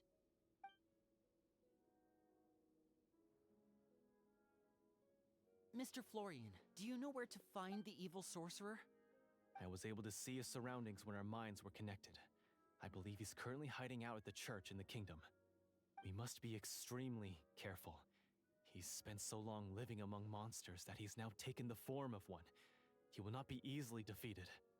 Then why don't we explore some more and try to find some higher level gear? We don't want to just fight him and lose, right?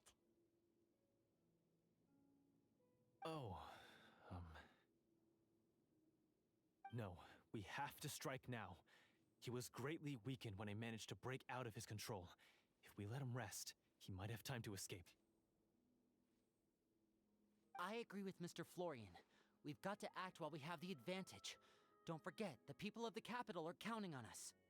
Yeah, now that we've got a plan, there's no point in waiting.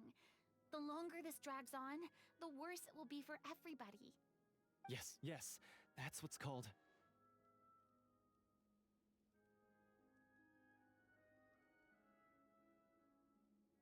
Yes, that's exactly right. All right, you've persuaded Paimon. Mr. Florian, please lead the way. Of course. Follow me.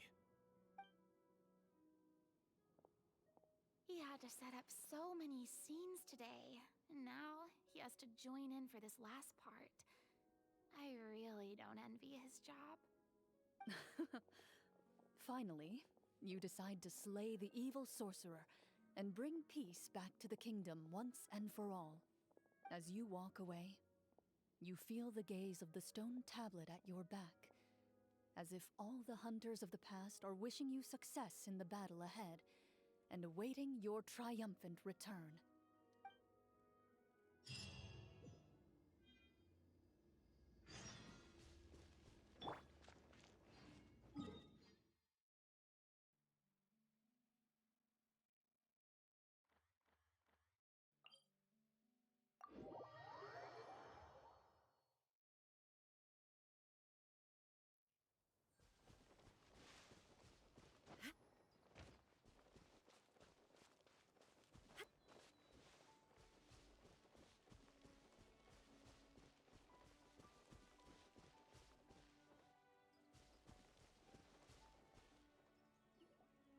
Finally, you arrive at the church Florian described. As you approach, an ominous aura surrounds you. You get the sense that your enemy is close at hand. How strange. This uneasy feeling seems so real. How did they manage that? Now, it is time for the final battle. Let's go!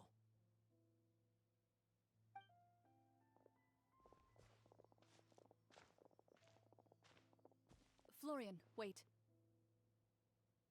What's wrong? I think you should wait outside. You've already been corrupted by the Devorator once. It could easily re-enter your mind and take control of your body. I don't think it's a good idea for you to be this close. If it corrupts you again, it's possible you might take on a new form entirely. That's exactly why I have to go. Why I should be at the very front. You mean... Yes. I intend to lure it into my body. That's too risky. If things get out of hand, I might have to kill you. Do you understand how dangerous this is? I understand, but if I do this, you'll have a clear and visible target. The Devorator will have a hard time passing up a chance to enter a body it knows how to control. You won't have to worry about any of your friends being taken over. You're not like me, Miss Chlorinde. You're a just and powerful Marechaussee hunter. The monster broke free due to my error. It's only right that I shoulder the responsibility for its destruction. This is... something that I have to do. Consider it a duel to restore my honor. My only request is that you give it your all.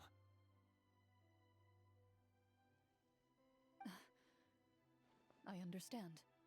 Then, as a champion duelist, I hereby accept your request for a duel, and extend to you my most sincere regards. Thank you. The battle is now upon us.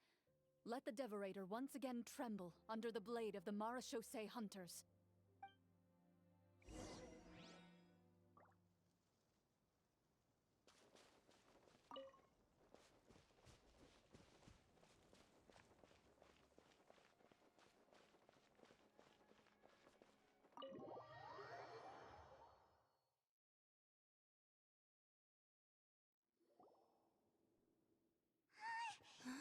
Huh?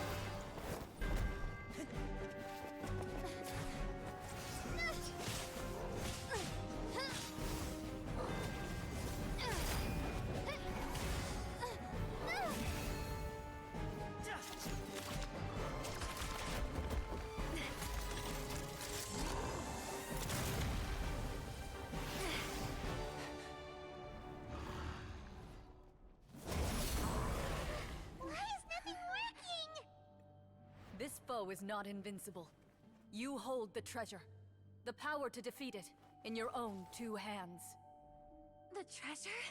You mean... The names! It's the Marshose Hunters' names! How are we supposed to... You forget, Paimon? There's still one skill we saved until the very end. Hunters fight not for fame, but to aid the people whenever they are summoned. Walter the Marashose Hunter, master of 1,000 tricks, executioner of the Phantom Hunters, I call for aid! Est, the Marshose Hunter, inheritor of Cassiodor's will, judge of the Shadow Hunters. Answer my call!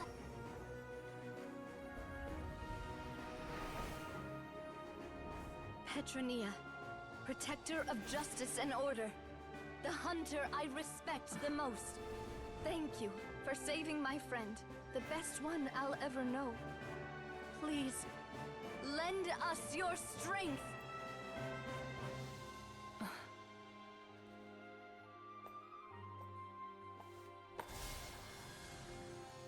We have come to answer your summons.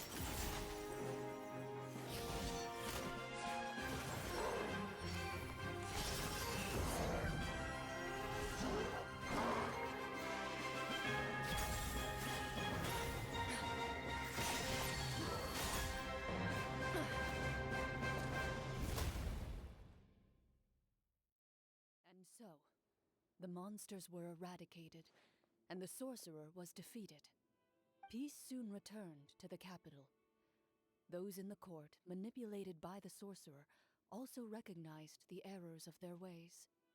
Some remembered the names of the heroes who saved their kingdom, but others simply continued their lives none the wiser. Such is the story of the Marashose Hunters. They pursue the phantoms in the darkness and exterminate all who pose a threat. They will always protect the city and those within it, even should all memory of their accomplishments be forgotten by the very people they serve. I am assuming we've finally reached the end of the script. Yes, you've reached one of the better endings. It's a pretty solid story overall. I thought it was just an ordinary adventure at first, but the further we got into it, the more impressed I became with the production and the plot. That final battle especially! All the effects were super realistic. Oh, right. Yeah, totally. That's a really good point. I never expected the weapons we picked up from that vault would have that kind of effect. Yeah, mine nearly scared the daylights out of me when it started glowing. I took a good look at it after we got out, but I don't think it ever lit up again. Oh, we should probably give these props back, right? I'll just leave mine here. Did you have a good time? Of course. Let me know if another script like this comes around. Sure, no problem. Then I'll head back for now. I think I need some time to fully digest everything that just happened.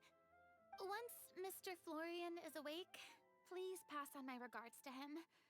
He must be extremely exhausted to have passed out cold like that. You're right. He's had a lot to deal with. Well, see you all some other time. Toodaloo!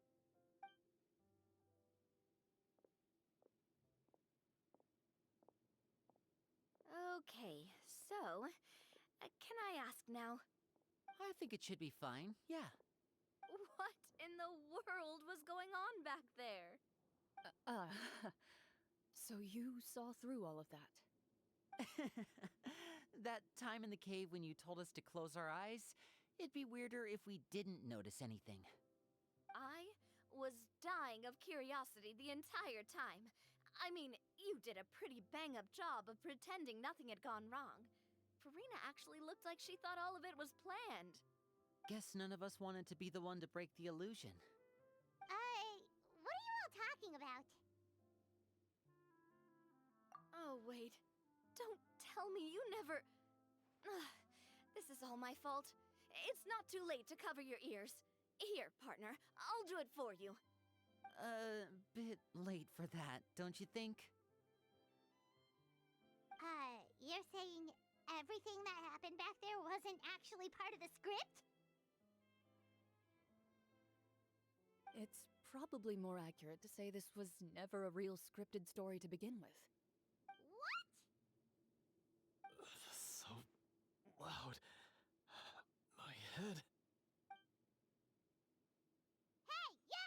Get up right now and explain yourself! No shaking, please! Oh, my head.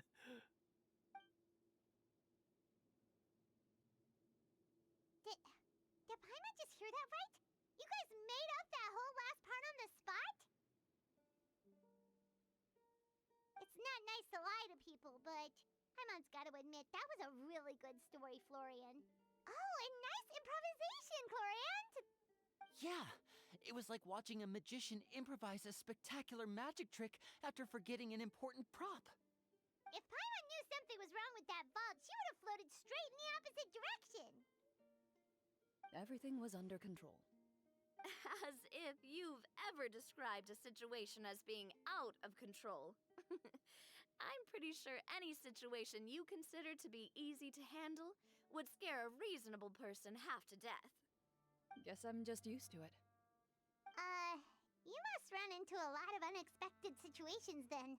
That explains why you're so good at coming up with things on the spot. As for you, Florian, I know there's no excuse for what I did. I'll turn myself into the guards at once, confess my crimes, and accept any punishment that comes my way. I would say you've already suffered more than enough. What? You may have been blinded by fame and fortune in the beginning, but your actions during the final battle had proven you to be a true Marechaussee hunter. You'll be far more used to the city above ground than below. Your job as a hunter is more important. But...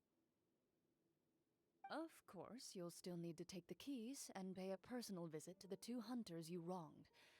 Prepare to accept any terms they give you as well. Yes, of course.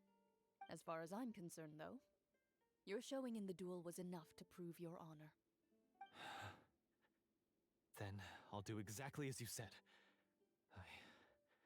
I'll go return those 2 keys right now. Thank you so much, everyone. I'll do my best to prove myself worthy of the second chance you've given me. I swear this on my name and honor as a Marechaussee hunter. Until we meet again, everyone.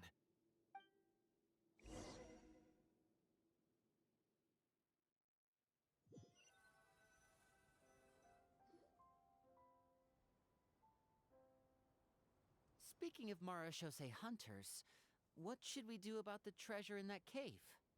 Leave it be. Are you sure? We could show it to people, make it so that the hunters are remembered. Don't you want that? No. Every name on that tablet made the same choice. All hunters know what the path entails. I am no exception. My identity as a Marechaussee hunter is not something I need people to remember. I wish only to be recognized as a champion duelist. Nothing more. That's certainly very different from the path of a magician. Still, I admire your decision. Wait! Paimon just remembered something. If there were no special effects involved, why did our weapons begin to glow during the battle? That's because the Marechaussee hunters of ages past would often imbue their weapons with special enchantments to suppress the monsters. Whenever a monster was nearby, their weapons would start to glow. Oh, so that's why they had an effect on that guy near the end. I really thought the summons were doing all the work. Well, I'm sure the summons were a part of it too. Oh? How so? This particular devorator probably hailed from the same era as the hunters we saw in the room. The names you recited all belonged to the bravest hunters.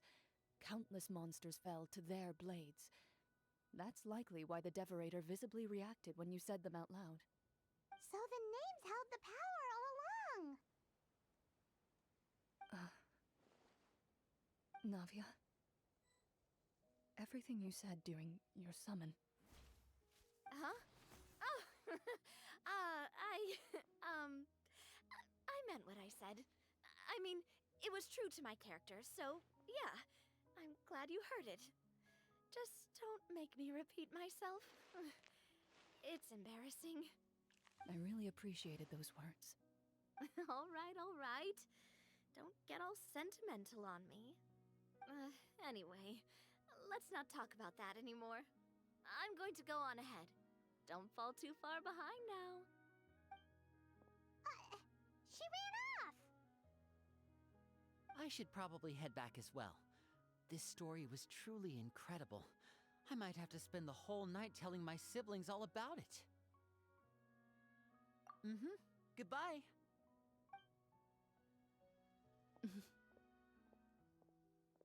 Traveler, should your name and deeds be forgotten, what do you think the significance of your journey will be?